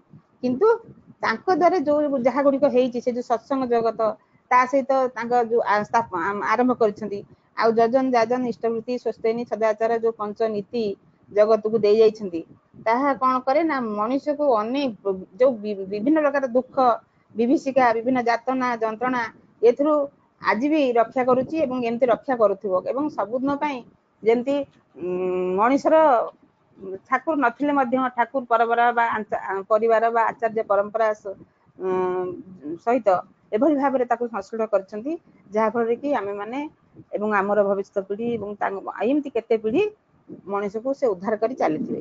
ପ୍ରତ୍ୟେକ ମଣିଷ ସୁମଣିଷ ହେଉ, କେହି ଦୁଃଖରେ ନ ରହୁ, ଏଥିପାଇଁ ସେ ସମସ୍ତଙ୍କୁ କହୁଥିଲେ ଏବଂ ସବୁବେଳେ ଶ୍ରୀ ଠାକୁର କହୁଥିଲେ ଯିଏ ଆନ୍ତରିକତାର ସହିତ ଯଜନ ଯାଜନ ଇଷ୍ଟବୃତ୍ତି କରେ, ଆପଦ ବିପଦ ସମୟରେ ପଡ଼ିଥିବା ମଣିଷଟିକୁ ନିଜର ସାଧ୍ୟାନୁଯାୟୀ ସାହାଯ୍ୟ କରେ, ବାଧାବିଘ୍ନକୁ କେବେ ଡରେ ନା, ଯିଏ ପରିଶ୍ରମ କାତର ନୁହେଁ, ଯାହାର ସ୍ୱାସ୍ଥ୍ୟ ମୋଟାମୋଟି ଚଳନ ଉପଯୋଗୀ, ସେ ଅଭାବଗ୍ରସ୍ତ ହୋଇ ରାସ୍ତାରେ ହାହାକାର କରି ବୁଲିବ, ଏହା ହୋଇନପାରେ। ମୋ କୁହା କଥା ଗୁଡ଼ିକ ଠିକ୍ ଠିକ୍ କରି ଚଳିଲେ ତାହାର ଅବସ୍ଥାରେ ପରିବର୍ତ୍ତନ ଅନିବାର୍ଯ୍ୟ, ଏହା ମୁଁ କାଗଜ କଲମରେ ଲେଖିଦେଇ ପାରେ। ତେଣୁ ଏତେ ଦୃଢ଼ ଭାବରେ ସେ କହୁଥିଲେ ଯେ ଠାକୁରଙ୍କ ମୁଁ ଯାହା କହୁଛି ସେଗୁଡ଼ିକ ଯଦି ପାଳନ କରିବ, ତାହେଲେ ନିଶ୍ଚିତ ତୁମର କୌଣସି ପ୍ରକାର ତମ ଉନ୍ନତି ପାଇଁ କୌଣସି ପ୍ରକାର ସତ୍ୟାନୁଷ୍ଠାନ ମଧ୍ୟ ସେ କଥା କହିଛନ୍ତି ଯେ ତୁମ ଉନ୍ନୟନ ପାଇଁ ମୋତେ କେବଳ ବିଶ୍ୱାସ କର, ସତନାମ ମନନ କର, ଆଉ ତୁମର ଉନ୍ନୟନ କଥା ମୁଁ ଚିନ୍ତା କରିବି। ସେ କଥା ବାରମ୍ବାର ମଧ୍ୟ କହିଛନ୍ତି ଏବଂ ତାହା ପ୍ରମାଣିତ ମଧ୍ୟ ହେଇଛି। ତେଣୁ ଆମେମାନେ ଯେ କେତେ ଭାଗ୍ୟବାନ ଠାକୁରଙ୍କର ଚରଣାଚ୍ୟୁତ ହେଇକିରି ସେଇଟା ସମସ୍ତେ ଆମେ ଜାଣିପାରୁଛେ। ସମୟ କବଳିତ ମଣିଷ ଆମେ, ସର୍ବଦା ଅସ୍ଥିରତା ଆଉ ଭୟ ବିଭୀଷିକାର ଉତ୍ଥାନ ପତନ ଭିତରେ ଆମେ ସବୁବେଳେ ରହିଆସିଛେ। ଜୀବନର ଛନ୍ଦ ଆଜି ଅଣନିଶ୍ୱାସୀ, ଯୋଉଭଳି ମହାମାରୀ, ଯୋଉଭଳି ସାମାଜିକ ସ୍ଥିତି, ଯୋଉଭଳି ଯାହା ହଉଛି ବର୍ତ୍ତମାନ ପରିସ୍ଥିତିରେ ଆମେ ସବୁ ଅଣନିଶ୍ୱାସୀ ହେଇ ପଡ଼ିଛୁ ଏବଂ ସ୍ୱସ୍ତି ଯୋଉ ଆମେ ଆଶା କରୁ, ସବୁବେଳେ ମଙ୍ଗଳ ଆଶା କରୁ, ଆମ ନିଜର ମଙ୍ଗଳ ଏବଂ ଅନ୍ୟମାନଙ୍କର ମଙ୍ଗଳ ଯୋଉ ଆଶା କରୁଛୁ, ସ୍ୱସ୍ତି ବଦଳରେ ସବୁଆଡ଼େ ବିଧ୍ୱସ୍ତି ଏବଂ ମଣିଷ ଆଜି ଏତେ ବ୍ୟସ୍ତିବ୍ୟସ୍ତ ହେଇଯାଇଛି ଯେ ତାର କିଛି ଇୟତା ନାହିଁ। ତେଣୁ ପରମ ଦୟାଲ ଏଇ ସମୟରେ ମାନେ ଆମର ପ୍ରଥମ ଆଶ୍ରୟ ହଉଛନ୍ତି ପରମ ତାଙ୍କର ଦାନ ଯୋଉ ସତ୍ନାମ, ସେଇ ସତ୍ନାମ ହିଁ ଆମର ଏକାନ୍ତ ସହାୟ। ଏବଂ ଆମ ଅସ୍ତିତ୍ୱର ମୂଳ ଉତ୍ସ ହଉଛି ଆମେ ଯୋଉ ଆଜି ବଞ୍ଚିଛେ ବା ରହିଛେ, ମୁଁ ଭାବେ ମୂଳର ଉତ୍ସ ହଉଛି ଆମର ସେଇ ସତ୍ନାମ ମନନ କରିବା ଆଉ ଠାକୁରଙ୍କ ନୀତି ଗୁଡ଼ିକ ଠିକ ଠିକ ପାଳନ କରିବା। ଯେମିତି ଶାସ୍ତ୍ରରେ କୁହାଅଛି ରୁଚୁ ନ ରୁଚୁ ଖା ପିତା, ବୁଝୁ ନ ବୁଝୁ ପଢ ଗୀତା, ସେଇଭଳି ଆମେ ସତ୍ନାମ ମନନ କରିବା ଏବଂ ଆମ ପାରୁ ପର୍ଯ୍ୟନ୍ତ ଚେଷ୍ଟା କରିବା ଯଜନ ଯାଜନ କରିବା ଏବଂ ଇଷ୍ଟବୃତ୍ତି କରିବା। ଏବଂ ଏଇ ସମୟରେ ଆମର ଅନ୍ତରର ସମସ୍ତ ଶ୍ରଦ୍ଧା ଓ ଭଲ ପାଇବା ଦେଇ ଆମେ ଠାକୁରଙ୍କ ଇଷ୍ଟବୃତ୍ତି କରିବା ସାଙ୍ଗେ ସାଙ୍ଗେ ତାଙ୍କର ଯୋଉ ଅଛି ଯୋଉ ଗୁଡ଼ିକ ଯେତିକି ଆମେ ପାରୁଛୁ ଯଜନ ଯାଜନ କରିବା ଏବଂ ସ୍ୱସ୍ତି ଅନୁଜ୍ଞା ଯୋଉ ପାଠ ସ୍ୱତଃ ଅନୁଜ୍ଞା ପାଠ ସେଗୁଡ଼ିକୁ କରିବା ଏବଂ ଚରିତ୍ରରେ ତାକୁ ଚରିତ୍ରାୟିତ କରିବା ପାଇଁ ଚେଷ୍ଟା କରିବା। ଏବଂ ଆମର ଯୋଉ ଜୀବନକୁ ଯେ ଗୋଟେ ସମର୍ପଣ ଦୃଢ଼ ବିଶ୍ୱାସ ମନରେ ରହିବ ଏବଂ ମନ ଠାକୁରଙ୍କ ଇଚ୍ଛାରେ ହିଁ ଆମ ମନକୁ ଢାଳିଦବା। ଏଇଭଳି ଭାବରେ ଚଳିଲେ ହୁଏତ ଆମର ତାଙ୍କର ଦୟାର ଯୋଉ ଧାରା ବା ଯୋଉ ସ୍ରୋତ ଆମର କେତେ ସୀମିତ ଜୀବନ, କେତେ କ୍ଷଣିକ ଜୀବନ ଯାହାକି ସବୁବେଳେ ବିପଦଗ୍ରସ୍ତ, ସେ ତାହାକୁ ସେ ଜୀବନଟି ଅନୁକୂଳ ଦିଗରେ ଏବଂ ସମସ୍ତ ଭଲ ସୁଭାବରେ ସ୍ରୋତରେ ପ୍ରବାହିତ ହେବ ବୋଲିକା ମୁଁ କେବଳ ଭାବେ। ଏବଂ ଏଥିପାଇଁ ଆମକୁ ସତ୍ନାମର ଅନୁସରଣ କରିବାକୁ ପଡ଼ିବ ଏବଂ ସତ୍ସଙ୍ଗ ବା ଜୀବନ ବୃଦ୍ଧିର ପରିବେଶ ଭିତରେ ଆମେ ଯୋଉ ବାସ କରିବାକୁ ଚେଷ୍ଟା କରିବା ଏବଂ ଆମେ ନିଜେ ବଞ୍ଚିବା ବଢ଼ିଆ ସହିତ ଆମର ପାରିପାର୍ଶ୍ୱିକରେ ଯୋଉମାନେ ଅଛନ୍ତି ଯଦି ସେମିତି କିଛି କାହାର ଅସମୟରେ ଆମେ କାହାକୁ ସାହାଯ୍ୟ କରିପାରିବା ତାହେଲେ ହୁଏତ ଆମେ କିଛିଟା କରିବା ବୋଲିକା ମୁଁ ଭାବେ। ତେଣୁ ଜୀବନର ବଞ୍ଚିବା ବଢ଼ିବା ଏବଂ ଆଦର୍ଶ ପ୍ରତି ଅନୁରାଗ ରଖିବା ଏଗୁଡ଼ା ସବୁ ଆମର ପ୍ରଥମ କରଣୀୟ। ଆଉ ସବୁଠାରୁ ଗୋଟେ ବଡ଼ କଥା, ସବୁବେଳେ ଆମର ଯେମିତି ପରିବାରର ମୁଖ୍ୟ ବୋଲି ଆମର ଅଛନ୍ତି, ମାନେ ମୁଖ୍ୟକୁ ଆମେ ସବୁବେଳେ ଇମ୍ପୋର୍ଟାନ୍ସ ଦଉ, ସେମିତି ଆମ ପରିବାରର ମୁଖ୍ୟ ହଉଛନ୍ତି ଠାକୁର ଏବଂ ତାଙ୍କୁ ସେଇଭଳି ଇଚ୍ଛା ଆମର ରହିଲେ ଏବଂ ଆମର ଯୋଉ ଗୋଟେ ଇଷ୍ଟ ତ୍ରାଣ ତାଙ୍କ ପ୍ରତି ଗୋଟେ ଦୃଢ଼ ବିଶ୍ୱାସ ଯୋଉ ରଖିଲେ କଣ ହବ ନା ଆମର ଯେତେ ଭୁଲ ଅଛି, ବହୁତ ଆମ ସମସ୍ତଙ୍କର ଭୁଲ ଅଛି, ଆମର ଯଦି ଭୁଲ ଅଛି ଆସ୍ତେ ଆସ୍ତେ ଗୋଟେ ସଂଶୋଧନ ହେଇଯିବ। ଯେମିତି ଫିଲ୍ଟରରେ ଆମର ପାଣିକି ଛାଣିକିରି ଆମେ ଆଣୁଛୁ ବା ପିଉଛୁ, ସେଇଭଳି ଆମ ନିଜର ମନର ସବୁ ଭଲ ପାଇବା ଏବଂ ସମସ୍ତ ଯୋଉ ଝୁଁକ ଆଉ ଟାଣ ଆମ ପରିବାରର ମୁଖ୍ୟ ହିସାବରେ ତାଙ୍କୁ ରଖିଲେ ସେ ଏବଂ ତାଙ୍କ ସହିତ ଆମ ଦୈନନ୍ଦିନ ଜୀବନରେ ଯୁକ୍ତ ହେଇ ରହିଲେ କଣ ହୁଏ ନା ଆମର ପ୍ରବୃତ୍ତି ଗୁଡ଼ିକ ଯୋଉ କାମ, କ୍ରୋଧ, ଲୋଭ, ମୋହ, ହିଂସା, ଦ୍ୱେଷ ଏଗୁଡ଼ା ସବୁ ଆସ୍ତେ ଆସ୍ତେ କଣ ହୁଏ ନା ଠାକୁରଙ୍କ କାମରେ ହିଁ ସେଗୁଡ଼ିକ ବିନିଯୋଗ ହେଇଥାଏ ବା ଠାକୁରଙ୍କ ଡାକିବା ସେ ସମୟଟା ସେଇ ଠାକୁରଙ୍କ କୁ ଡାକିବା ବା ମନନ କରିବା ହିଁ ଚାଲିଯାଏ ଏବଂ ସେଗୁଡ଼ିକ ଆଉ ଏତେ ଉତ୍ପାତ ହୁଅନ୍ତିନି ବା ଆମ ମନରେ ସେଗୁଡ଼ିକ ଆଉ ଆସ୍ତେ ଆସ୍ତେ କମିଯାଏ ଏବଂ ମନଟା ଶୁଦ୍ଧ ହେଇଯାଏ। ତେଣୁ ଏବଂ ଠାକୁରଙ୍କୁ ଆମେ ସହଜରେ ଉପଲବ୍ଧି କରି ଏବଂ ସଂସାରକୁ ଆମ ମନରେ ଯୋଉ ଭଳିଆ ସଂସାର ପ୍ରତି, ଲୋକମାନଙ୍କ ପ୍ରତି ବା ଆମ ନିଜ ପରିବାର ପ୍ରତି ଯୋଉଭଳି ଠାକୁରଙ୍କ କୁହା କଥାରେ ଯେମିତି ପ୍ରେମ ଭାବ ବା ସମସ୍ତଙ୍କୁ ଭଲ ପାଇବାର ଭାବଟା ସୃଷ୍ଟି ହବ। ଏବଂ ଏଇ ଜିନିଷ ସେଇ ମନ ଏତେ ଚଞ୍ଚଳ ମନକୁ ଆମେ ସଜାଡ଼ିବା କେମିତି ନା ତାକୁ ପିଲା ବେଳୁ ହିଁ ସଜାଡ଼ିବା ବା ସମୟ ଥାଉ ଥାଉ ହିଁ ସଜାଡ଼ିବା। ଆଉ ଯେ ଗୋଟିଏ ଦିନରେ ହେଇଯିବ ବା ଗୋଟିଏ ଦିନରେ ମୁଁ ବସିକି ଠାକୁରଙ୍କୁ କହିଦେଲି ବା ମୋର ସକାଳୁ ଘଣ୍ଟାଏ ଅଧଘଣ୍ଟାଏ ବସିଗଲି ଠାକୁରଙ୍କ ପାଖେ ସବୁ ହେଇଗଲା, ଏମିତି ନାହିଁ।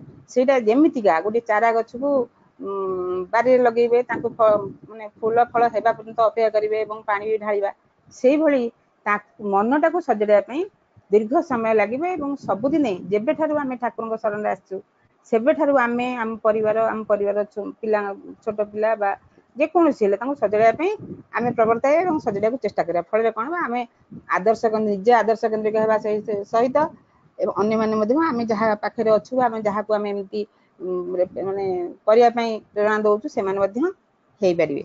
ଠାକୁର ସବୁବେଳେ ଏତ ଗଲା ଏଇ ଯୋଉ ଜିନିଷ, କିନ୍ତୁ ଆମର ଯୋଉ ମାତୃ ସମ୍ମିଳନୀ ଚାଲିଛି ସେତେବେଳେ ରଚିତା ମାଙ୍କର ଯୋଉ ଉଦ୍ଯୋଗ ଏବଂ ଅନ୍ୟ ସବୁ ମାନ ସେଇ 15-16 ଜଣ ଅନ୍ୟମାନେ କହୁଛନ୍ତି କେହି ସତ୍ସଙ୍ଗରେ ଜଏନ କରିପାରୁନାହାନ୍ତି, କିନ୍ତୁ ଏଇଟା ମତେ କାହିଁ ଠିକ ଲାଗୁନି। ଯୋଉମାନେ ବହୁତ ମା ଆମର ଅଛନ୍ତି, ଆମର ସତ୍ସଙ୍ଗ ତ ହୁଏ, ବଡ ବଡ ଉତ୍ସବ ହୁଏ, ବହୁତ ମା ଆସନ୍ତି, କିନ୍ତୁ ଏଇ ଯୋଉ ମାତୃ ସମ୍ମିଳନୀ ହେଲା ବେଳକୁ ଘଣ୍ଟାଏ 1.5 ଘଣ୍ଟାର ସମୟ କେହି ଟିକେ ଯୋଗ ଦଉନାହାନ୍ତି, ସେଇଟା ବଡ ଦୁଃଖର ବିଷୟ।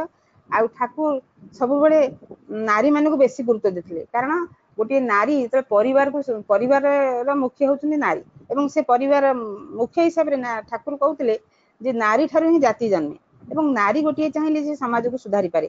ଗୋଟିଏ ପରିବାର ଗୋଟିଏ ଗୋଟିଏ ପରିବାର ହେଇକି ସମାଜ ସୁଧୁରି ଯାଏ। ତେଣୁ ସେ ଠାକୁର କହୁଥିଲେ ଏମିତି ମାନେ ଯୋଉ ଜଣେ ନାରୀ ହିଁ ଜନନୀ ଏବଂ ସେ ନିଜ ସେ ଜାତିର ହିଁ ଜନନୀ। ତେଣୁ ନାରୀର ଶୁଦ୍ଧତା ଉପରେ ହିଁ ଆମର ଶୁଦ୍ଧତା ସମାଜର ଶୁଦ୍ଧତା ନିର୍ଭର କରୁଛି ବା ଜାତିର ଶୁଦ୍ଧତା ନିର୍ଭର କରୁଛି। ତେଣୁ ଆମମାନଙ୍କ ଆଗରେ ତାଙ୍କର ଯୋଉ ଥୋଇଲେ କାହାକୁ ନା ଲୀଳା ତାଙ୍କର ବଡ ମା ଯୋଉ ଲୀଳା ସଙ୍ଗିନୀ ତାଙ୍କର ଯୋଉ ଭଳି ଗୁଣ, ଯେମିତି ଗୋଟିଏ ଗୃହଲକ୍ଷ୍ମୀ ଗୋଟିଏ ଜୀବନ୍ତ ନାରୀର ନୀତି ଠାକୁର ଯୋଉ ନାରୀର ନୀତି ଗ୍ରନ୍ଥଟି ନିଜେ କହିଲେ, ସେଇ ନାରୀର ନୀତି ଗ୍ରନ୍ଥର ମୁଖ୍ୟ ନାୟିକା ହିସାବରେ ରଖିଦେଲେ ବା ସବୁ ଗୁଡ଼ିକ ଯେମିତି ତାଙ୍କ ପାଖରେ ଅଭ୍ୟସ୍ତ ଥିଲା। ସେ ଅଭ୍ୟସ୍ତ ଥିଲେ ଯୋଉ ଯୋଉ ନୀତି ଗୁଡ଼ିକ ସେ ଲେଖିଛନ୍ତି ସବୁ ଗୁଣ ଗୁଡ଼ିକ ଯେମିତି ତାଙ୍କ ପାଖରେ ମାନେ ପରିପୂର୍ଣ୍ଣ ହେଇକି ଥିଲା ଏବଂ ସେ ପରିପୂର୍ଣ୍ଣ ସ୍ୱୟଂ ସମ୍ପୂର୍ଣ୍ଣା ଗୃହଲକ୍ଷ୍ମୀ ହିସାବରେ ଆମ ପାଖରେ ବିଦ୍ୟମାନ କରାଇଛନ୍ତି ଏବଂ ତାଙ୍କର ସେ ନାରୀର ଯୋଉ ବୈଶିଷ୍ଟ୍ୟ ଗୁଡ଼ିକ ରହିବା କଥା ନିଷ୍ଠା, ଧର୍ମ, ଶୁଶ୍ରୂଷା, ସେବା, ସାହାଯ୍ୟ, ସଂରକ୍ଷଣ, ପ୍ରେରଣା ଏବଂ ପ୍ରଜନନ ଏସବୁ ଗୁଡ଼ିକ ସେ ଏଭଳି ଭାବରେ ବାସ୍ତବିତ କରିଥିଲେ ଯେ ତାଙ୍କରି ଆଦର୍ଶକୁ ଯଦି ଜଣେ ନାରୀ ଅନୁସରଣ କରେ ବା ଆମେମାନେ ଅନୁସରଣ କରୁ ତାହେଲେ ତାଙ୍କ ପରି ନ ହେଇ ପାରିଲେ ବି ଆମ ପରିବାରକୁ ଆମେ ସଜାଡ଼ି ପାରିବା ବା ଆମ ପରିବାରର ସଜାଡ଼ିବା ସଙ୍ଗେ ସଙ୍ଗେ ଆମେ ଆଉ ପଡ଼ାପଡ଼ୋଶୀରେ 5-10 ପରିବାର ବା କିଛି ପରିବାରକୁ ଆମେ ସଜାଡ଼ି ବି ପାରିବା। ଏବଂ ସେଥିପାଇଁ ଠାକୁର କହୁଥିଲେ ନାରୀ ହେଉଛି ଗୃହର ମନ୍ତ୍ରୀ, ପରିବାରର ନିୟନ୍ତ୍ରିକା, ପରିବାରର ଭରଣ ପୋଷଣ ବା ପାଳିକା ଏବଂ ରକ୍ଷୟିତ୍ରୀ, ପରିବାର ରକ୍ଷାକର୍ତ୍ରୀ ଏବଂ ଏଭଳି ହିସାବରେ ରହିଲେ କୋଉ ଭଳି ତୀକ୍ଷ୍ଣ ଦୃଷ୍ଟିରେ ପକେଇକି ରହିବ ଏବଂ ଏଭଳି ଭାବରେ ସେ ଚଳିବ ଯେ ଯାହାକୁ କୁହାଯିବ ପକ୍କା ଗୃହିଣୀ। ଏବଂ ଏଇଭଳି ଅନେକ ବାଣୀ ସେ ନାରୀର ନୀତି ଗ୍ରନ୍ଥରେ ଦେଇଛନ୍ତି ଏବଂ ଭାବବାଣୀରେ ବି ମଧ୍ୟ ଦେଇଛନ୍ତି।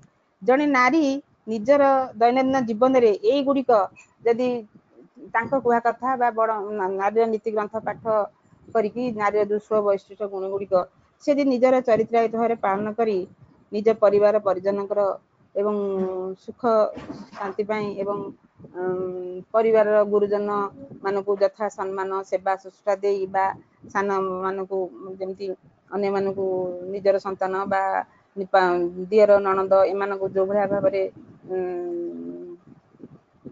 ଯେମିତି ସମ୍ମାନ ଦବା କଥା, ଯେମିତି କଥାବାର୍ତ୍ତା, ସ୍ନେହ, ଶ୍ରଦ୍ଧା ଦବା କଥା ଦେଇକି ସେ ଯଦି କରିଥାଏ ତାହେଲେ କରିପାରେ ତାହେଲେ ତାର ଜୀବନରେ ସାର୍ଥକତା ଆସେ। ଏବଂ ଏଇଥିପାଇଁ ଠାକୁର କହିଲେ ନାରୀର ଭୂମିକା ଏଭଳି ଭାବରେ ହବା ଉଚିତ ଯାହାଫଳରେ କି ତାର ଡାହାଣ ହାତରେ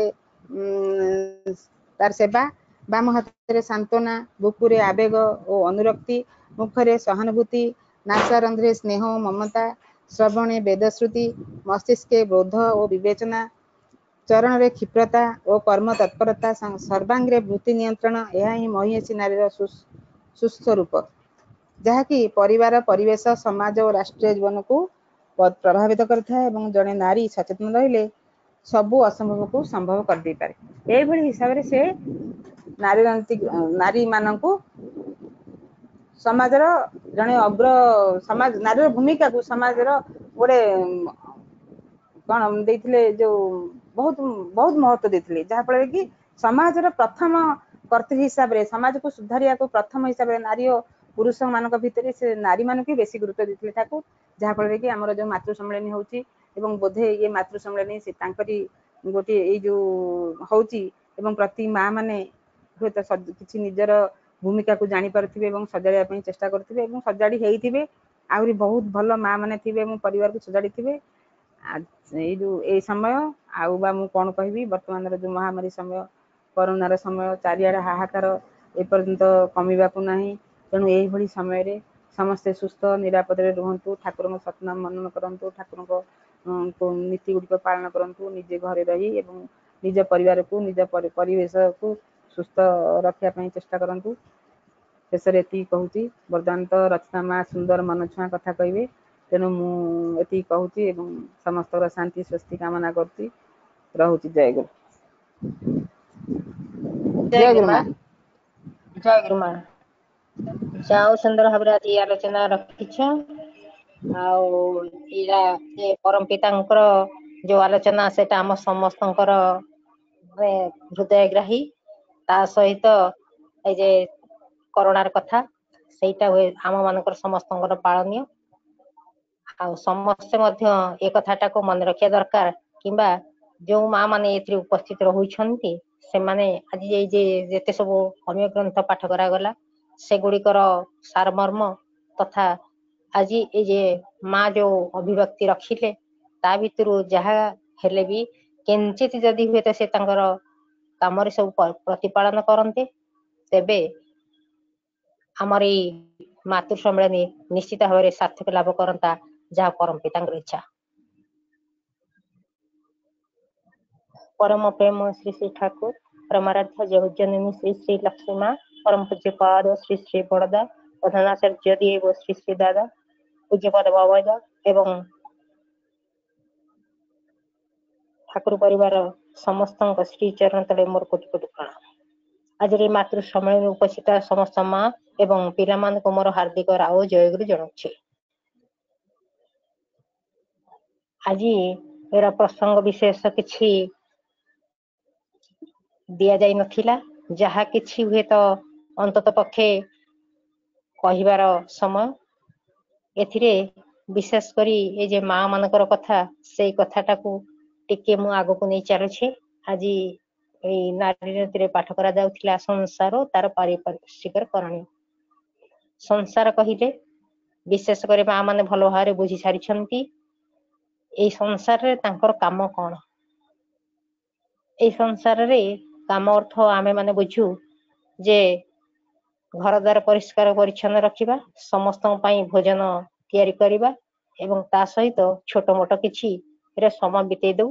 ତାପରେ ଆଉ ଯାହା ସମୟ ବଳେ ସେଥିରେ ଆମେ ବିଶେଷ କରି ଖୋଜିବୁ କୋଉଠି ଯଦି ଆଉ କେହି ପାଖାପାଖିରେ ମା ଥାନ୍ତି ସେମାନଙ୍କ ସହିତ କିଛି ଗପସପ କରି ସମୟଟାକୁ ଅତିବାହିତ କରିବା। କିନ୍ତୁ ଠାକୁରଙ୍କର ଏଇ ଯେ ମିଶନ, ଠାକୁର କହିଛନ୍ତି ତାଙ୍କର ମିଶନରେ ଯେ every man has to be reformed and every house to be reconstructed।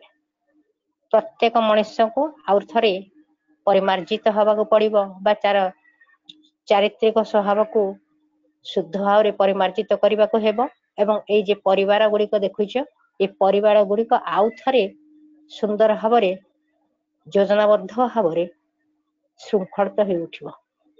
ଏଇ ଦୁଇଟା ଜିନିଷ ଭିତରୁ ଯୋଉ ମଣିଷଙ୍କୁ ତିଆରି କରିବାର ଜିନିଷ ବା ଏଇ ମା ମାନେ ଯାହା କିଛି ଭାବନ୍ତି ଏ କର୍ତ୍ତବ୍ୟ ବୋଲି, ସେଇଟା ହୁଏତ ବାହିକ କର୍ତ୍ତବ୍ୟ।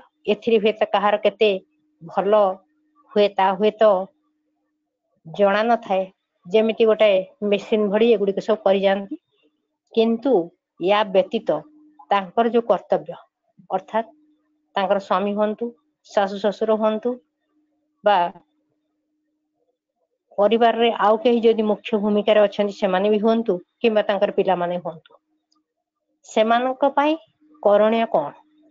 ପିଲାମାନଙ୍କୁ ଯେ ପ୍ରତ୍ୟେକ ଦିନ ସେମାନଙ୍କୁ ଖାଦ୍ୟପେୟ ଏବଂ ସେମାନଙ୍କ ଏ ଯୋଉ ପୋଷାକ ଆଦି ସୁନ୍ଦର ଭାବରେ ସଜ୍ଜିତ କରି ରଖିଲେ କିମ୍ବା ଆମେ ଦେଖାଯାଉଛି ଯୋଉ ଶିକ୍ଷା କ୍ଷେତ୍ରରେ ଆମେ ମାନେ ଯୋଉ ପ୍ରକାରର ଅଗ୍ରଗତି କରିବା ପାଇଁ ଇଚ୍ଛା କରୁଛୁ, ସେଥିପାଇଁ ଆମେ ତ ପିଲାମାନଙ୍କୁ ଦେଖି ପାରୁନାହୁଁ ଯେ ସେମାନେ କଣ ପଢୁଛନ୍ତି, କେମିତି ପଢୁଛନ୍ତି ଆଉ କଣ କଣ ପଢିବା ଦରକାର ସେ କଥା ଆମେ ବୁଝୁନା। କେବଳ ହୁଏତ ଆମେ ସେମାନଙ୍କୁ ଏଇ ଯୋଉ ଟିଉସନର ଯୋଉ ରୋଗ ବା ମାନିଆ ବୋଲି କୁହାଯାଉଛି ତାରି ଭିତରେ ସେମାନଙ୍କୁ ଭର୍ତ୍ତି କରିଦଉ।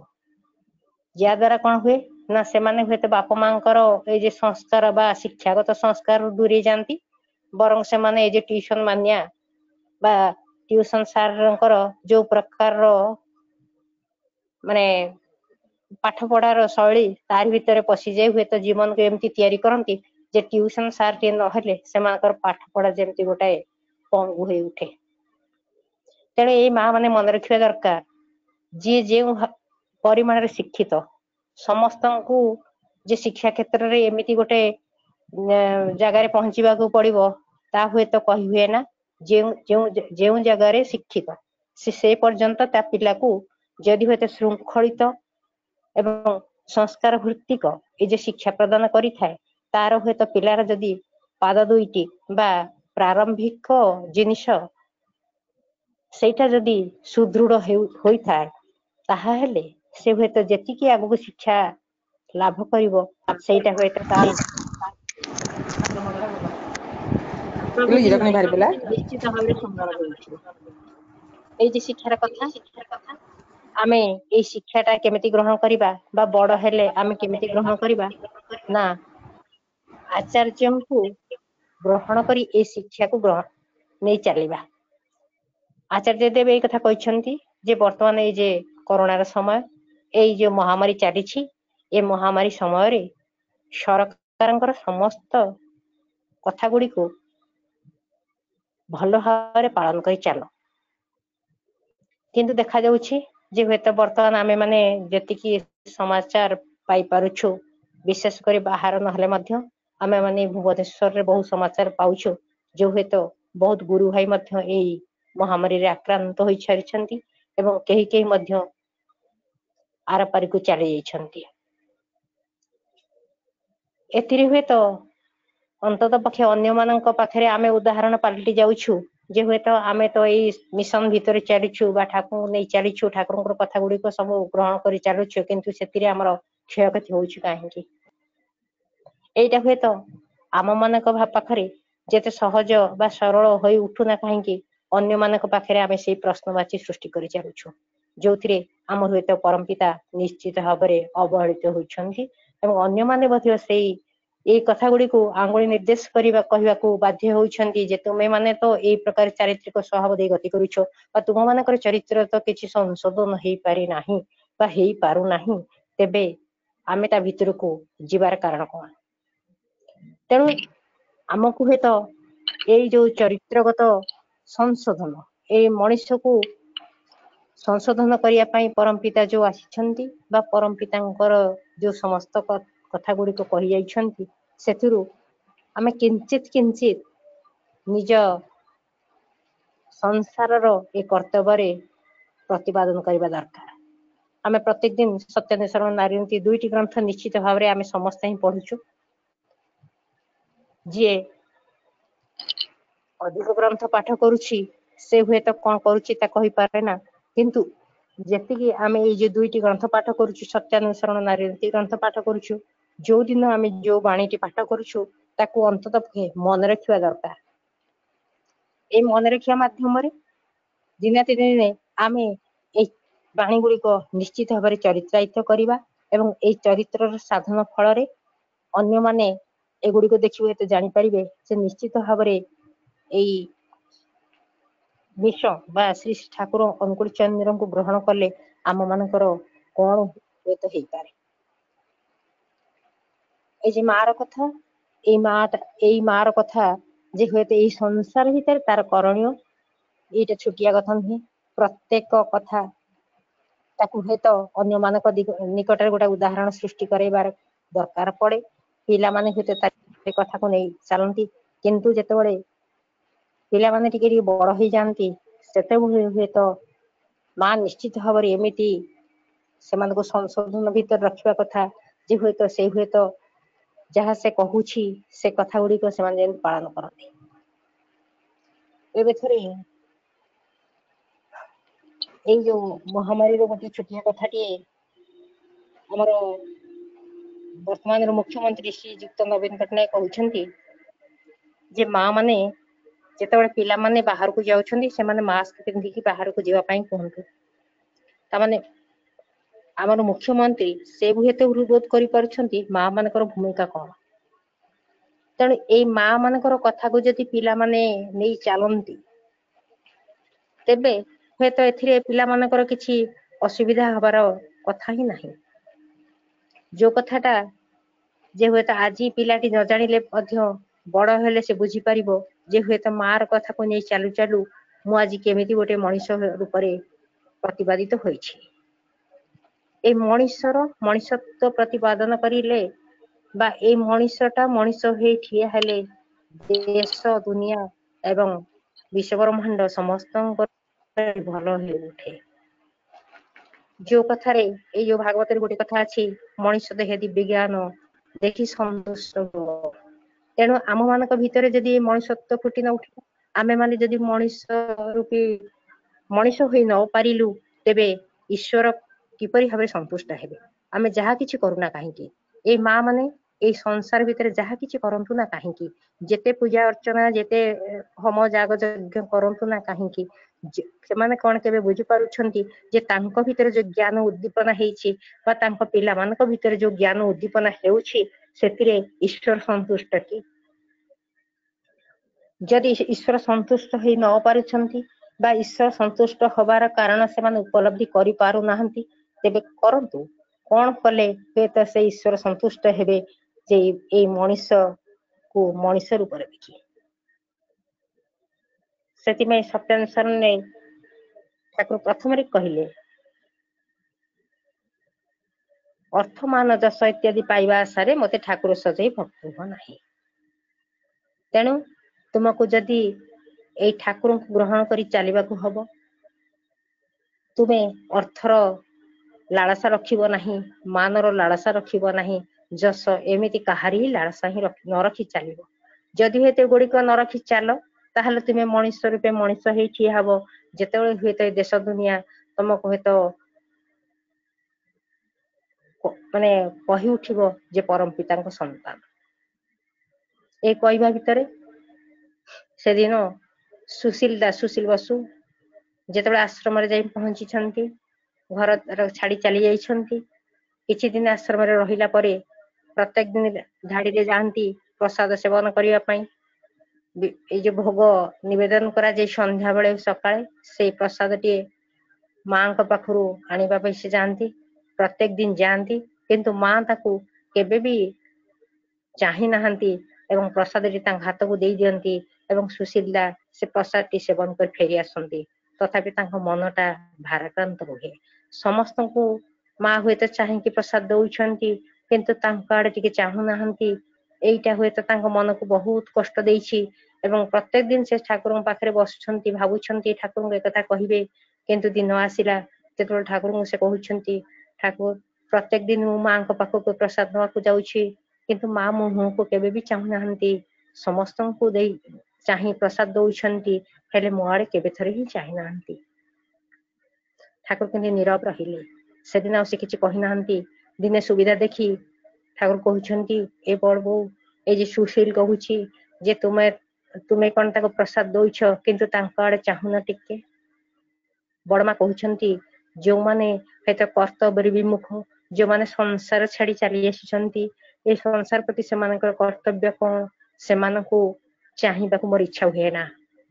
ସେଦିନ ସୁଶୀଲା ବୁଝିପାରିଛନ୍ତି, ବହୁ ଦିନ ଧରି ସେ ଯେତେବେଳେ ହୁଏତ ଘର ସଂସାର ତ୍ୟାଗ କରି ଆସି ପରମ ପିତାଙ୍କ ପାଖରେ ରହିଛନ୍ତି, ସେଠି ହୁଏତ ଆନନ୍ଦ ପାଇଛନ୍ତି ସତ, କିନ୍ତୁ ତାଙ୍କର ଯୋଉ କର୍ତ୍ତବ୍ୟ, ସେ କର୍ତ୍ତବ୍ୟରୁ ସେ ବିମୁଖ ହୋଇଛନ୍ତି। ତେଣୁ ତାପରେ ପରେ ସୁଶୀଲା ପୁନର୍ବାର ଫେରି ଆସିଛନ୍ତି ଘରକୁ। ତେଣୁ ଏଇ ଯେ କର୍ତ୍ତବ୍ୟ, ଏଇ କର୍ତ୍ତବ୍ୟ ହଉଛି ତାଙ୍କର ସଂସାର ପ୍ରତି। ସେମିତି ଗୋଟିଏ ମା ର କର୍ତ୍ତବ୍ୟ, ସେ ହୁଏତ ତା ପିଲାମାନଙ୍କୁ କେମିତି ମଣିଷ କରିବ, ଶିକ୍ଷା କ୍ଷେତ୍ରରେ, ସ୍ୱାସ୍ଥ୍ୟ କ୍ଷେତ୍ରରେ ମଣିଷ ହୋଇ ଉଠିଲେ ସେ ହୁଏତ ଦେଶ ଦୁନିଆରେ ଗୋଟେ ସୁନ୍ଦର ନାଗରିକ ହେଇ ଉଠିବ। କିନ୍ତୁ ଶିକ୍ଷା କ୍ଷେତ୍ରରେ ଯେତେବେଳେ ତାକୁ ମଣିଷ କରିବାକୁ ପଡୁଛି, ସେତେବେଳେ ମାଟି ଜାଣିବା ଦରକାର ସେ ହୁଏତ ତାର କୋଉ ସ୍ତରର ସେ ଲୋକ, ସେଇ ସ୍ତରରେ ରହି ସେ ହୁଏତ ତା ପିଲାକୁ ମଣିଷ କରିବା ଦରକାର। ଶିକ୍ଷାଟା ଏମିତି ଗୋଟେ ଜିନିଷ ନୁହେଁ ଯେ ହୁଏତ ରାତି ରାତି ତା ମୁଣ୍ଡ ଭିତରେ ପଶିଯିବ। ତେଣୁ ଆମକୁ ଅର୍ଥ ଉପାର୍ଜନ କରିବାର ଅଛି। ତେଣୁ ଯେଉଁ ପ୍ରକାରରେ ଆମେ ଅର୍ଥ ଉପାର୍ଜନ କରୁ, ସେଇଟା ସଦ୍ୱାରା ହେଇପାରେ ଏବଂ ଶାରୀରିକ ପରିଶ୍ରମ ଦ୍ୱାରା ହେଇପାରେ, ଯୋଉଥିରେ ପରମ ପିତା ସନ୍ତୁଷ୍ଟି ଲାଭ କରିବେ।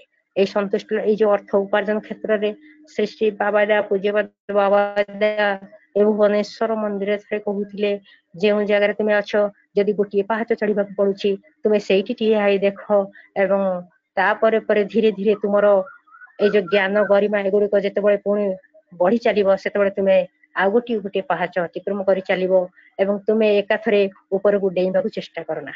ସେଇଟା ହୁଏତ ଆମ ଭିତରେ ଆସି ପଶି ଯାଇଛି। ଏଇ ସଂସାର ଭିତରେ ଆମେ ଚାହୁଁଛୁ କେମିତି ଆମ ପିଲାମାନେ ହୁଏତ ବହୁ ଉପାର୍ଜନ କ୍ଷମ ହୁଅନ୍ତୁ, ସେମାନେ ବହୁତ ପଇସା ଉପାର୍ଜନ କରି ହୁଏତ ଘରକୁ ଆଣନ୍ତୁ ଏବଂ ଆମ ପିଲାମାନେ ବା ଆମର ଏଇ ଘର ନିଶ୍ଚିତ ଭାବରେ ସୁନ୍ଦର ଭାବରେ ସମସ୍ତଙ୍କ ନିକଟରେ ଗୋଟେ ଜ୍ୱଳନ୍ତ ଉଦାହରଣ ହେଉଛୁ। କିନ୍ତୁ ପିଲାର ସାମର୍ଥ୍ୟ, ପିଲାର ଦକ୍ଷତା, ପିଲାର ଯୋଉ ମାନସିକ ଶକ୍ତି, ଏଇଟା ହୁଏତ ମା ତ ମାପି ଦେଇଥାଏ। ତେଣୁ ମା ହୁଏତ ମାପି ଦେଇଥାଏ ବୋଲି ସେ ହୁଏତ କେମିତି ଜାଣେ ନା ତା ପିଲାର ଶକ୍ତି ସାମର୍ଥ୍ୟ କେତେ। ଏଇଠି ହୁଏତ ମାର ଟିକେ ଭୁଲ ରହିଯାଏ। ମା ହୁଏତ ଲାଳସାଗ୍ରସ୍ତ ହୋଇ ପଡେ ଯେ ତା ପିଲା ଠାରୁ ଟିକେ ଅଧିକ କେମିତି ଆଶା করে ହେବ, ହେଲେ ତାର ଏଇ ଯେ ପିଲା, ସେ ହୁଏତ ତାରି ତ ପିଲା, ତାର ଦକ୍ଷତା ଯେତିକି ସେ ହୁଏତ ପିଲା ଉପରେ ତା ସେତିକି ହିଁ ପ୍ରତିପାଦିତ କରେ। ତେଣୁ এই ଯେ ମା ଆଜି ଏ ଯେ ମାତୃ ସମ୍ମିଳନୀ ଚାଲିଛି, ଏଇ ମା ମାନଙ୍କର କଥା, ଏଇ ମା ମାନଙ୍କର କଥା ଭିତରେ ମା ମାନଙ୍କୁ ଆମକୁ ଆଉ ଟିକେ ଦକ୍ଷତାର ସହିତ ସବୁ କାମ ଗୁଡିକ କରିବାକୁ ପଡିବ। ଏତେ ଚଳଚଞ୍ଚଳ ହବା ଦରକାର ନାହିଁ କିମ୍ବା ଏତେ ଲୋଭଗ୍ରସ୍ତ ହବା ଦରକାର ନାହିଁ।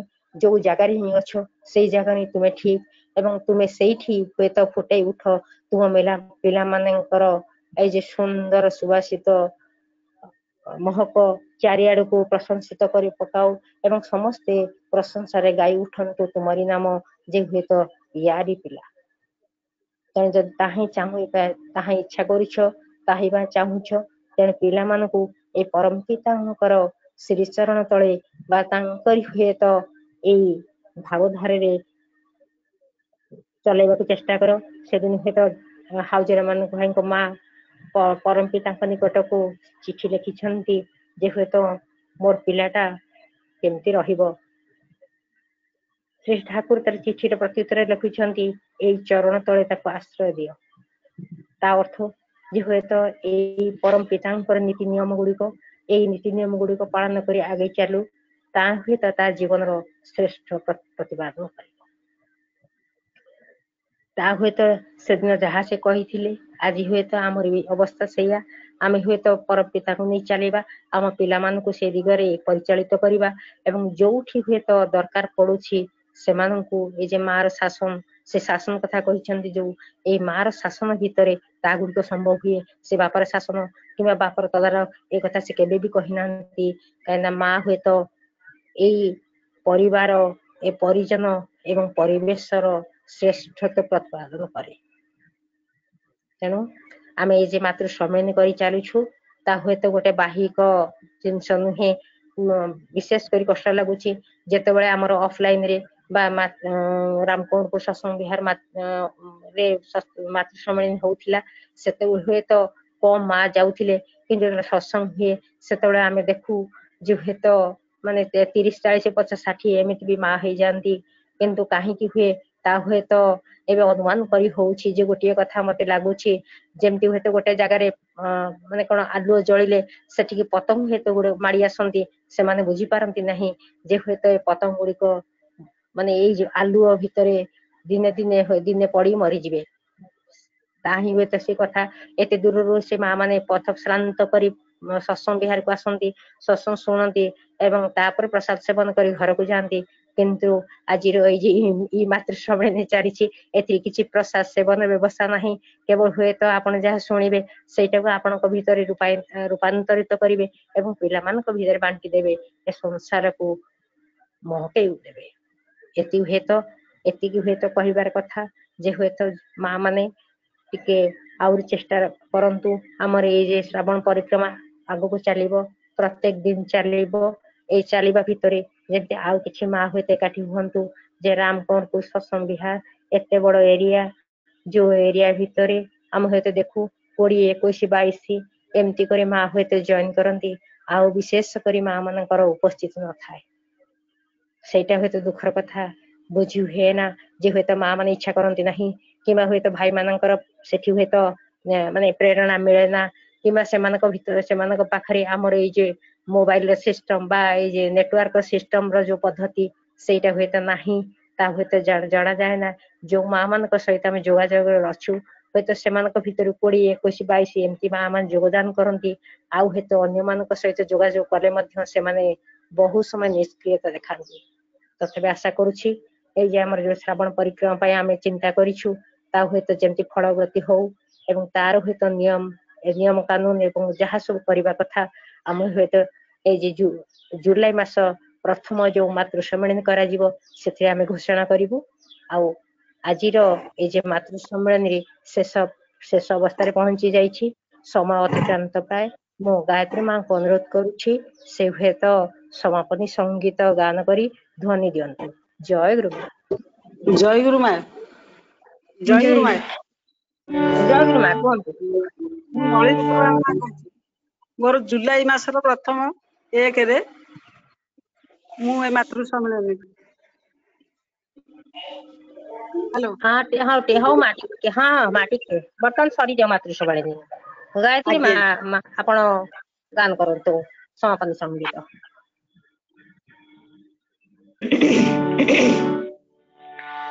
जय राधे राधे कृष्ण कृष्ण गोविंद गोविंद बोल रे। जय राधे राधे कृष्ण कृष्ण गोविंद गोविंद बोल रे। राधे गोविंद गोविंद गोविंद गोविंद गोविंद बोले सदा डाक रे। जय राधे राधे कृष्ण कृष्ण गोविंद गोविंद बोल रे। छाड़ रे मन कपट चातुरी बदने बोल हरि हरि। हरि नाम परम ब्रह्म जीवेर मूल धर्म धर्म को कर्म। छाड़ रे जय राधे राधे कृष्ण कृष्ण गोविंद गोविंद बोल रे। छाड़ रे मन भवेर आशा अजपना में कर रे नेशा। राधे गोविंद नामटी बदने लइए नयन निरे सदा भास रे। जय राधे राधे कृष्ण कृष्ण गोविंद गोविंद बोल रे। राधे गोविंद गोविंद गोविंद गोविंद गोविंद बोले सदा डाक रे। जय राधे राधे कृष्ण कृष्ण गोविंद गोविंद बोल रे। छाड़ रे मन कपट चतुरी बदने बोल हरि हरि। हरि बोल हरि बोल हरि बोल हरि बोल हरि बोल हरि बोल हरि बोल हरि बोल हरि बोल हरि बोल हरि बोल हरि बोल हरि बोल हरि बोल हरि बोल हरि बोल। हरि नाम परम ब्रह्म जीवेर मूल धर्म धर्म को कर्म। छाड़ रे जय राधे राधे कृष्ण कृष्ण गोविंद गोविंद बोल रे। छाड़ रे मन भवेर आशा अजपना में कर रे नेशा। राधा बोल राधा बोल राधा बोल राधा बोल राधा बोल राधा बोल राधा बोल राधा बोल राधा बोल राधा बोल राधा बोल राधा बोल राधा बोल राधा बोल राधा बोल राधा बोल। राधे गोविंद नामटी बदने लइए नयन निरे सदा भास रे। जय राधे राधे कृष्ण कृष्ण गोविंद गोविंद बोल रे। राधे गोविंद गोविंद गोविंद गोविंद गोविंद बोले सदा डाक रे। जय राधे राधे कृष्ण कृष्ण गोविंद गोविंद बोल रे। जय राधे राधे कृष्ण कृष्ण गोविंद गोविंद बोल रे। जय गुरु।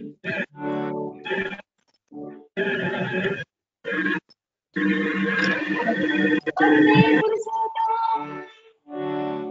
वंदे पुरुषोत्तम वंदे पुरुषोत्तम।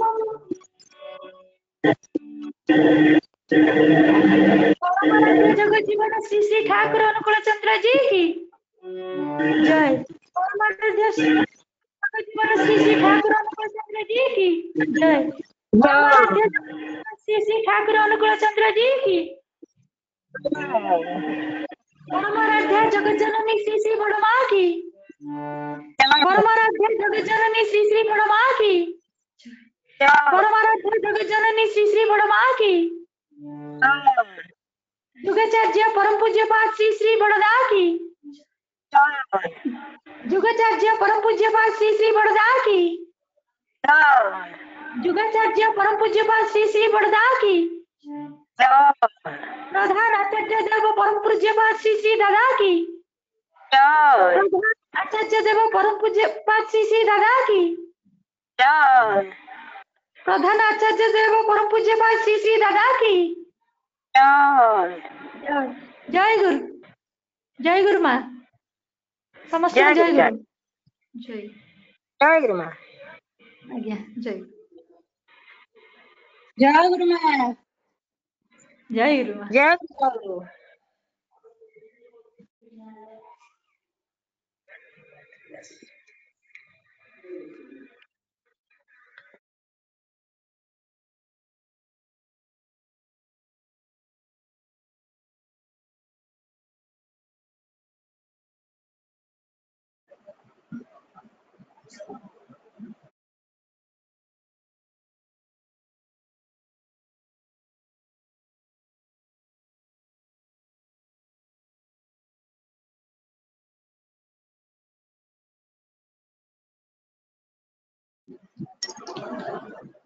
ଜୟ ଗୁରୁ ମା। ଜୟ ଗୁରୁ। ଜୟ ଗୁରୁ। ଆଗାମୀ ଜୁଲାଇ ମାସର ପ୍ରଥମ 4 ତାରିଖ ପଡୁଛି ବୋଧେ ରବିବାର, ପ୍ରଥମ ରବିବାର। ନାଇଁ ମା 4 ତାରିଖ ନୁହେଁ ଯେ ତାପରେ ଆମେ ଜଣେ ନୂଆ କୁ ଦେଖିଛୁ, ଆମେ ତାଙ୍କ ସହିତ ଯୋଗାଯୋଗ କରିବୁ, ଯଦି ସେ ନ ଦିଅନ୍ତି ତାହେଲେ ମୁଁ କହିଦେବି। ନାଇଁ ଆଜ୍ଞା ଠିକ ଅଛି, ଦେବେ। ଆପଣ କହୁଥିଲେ ନା ଗୋଟେ ମାସ ରହିଯାଇଛି, ମୁଁ କହିଲି ହଁ ହଁ ଗୋଟେ ହଁ ଗୋଟେ ଚନ୍ଦ୍ରମୋହନ ସ୍ୱାଇଁ ଏବେ ଜଏନ କରିଛନ୍ତି ତ, ଆଜ୍ଞା ଆଜ୍ଞା ତେଣୁ ଆଜ୍ଞା ହଁ ଯଦି ଆମେ ତାଙ୍କ ସହିତ ହଁ ଭଲ ହବ, ଭଲ କିଛି ଅସୁବିଧା ନାହିଁ। ଗୋଟେ ଆପଣ କହୁଥିଲେ ରହିଯାଇଛି ତ, ମୁଁ କହିଲି ଆମେ କରିଦବୁ ଆଉ। ହଁ କିଛି ହଁ ଅସୁବିଧା ସେଇଟା ହଉ ହଉ ହଉ, ଯଦି ଆମେ ଯୋଗାଯୋଗ କରିବୁ, ଯଦି କିଛି ଇଏ ହେଲା ତାହେଲେ ମୁଁ କହିବି ଆଉ। ଆଜ୍ଞା ଆଜ୍ଞା ଆଜ୍ଞା ମା ହଁ ହଁ ଜୟ ଜୟ ଜୟ ମା। ଜୟ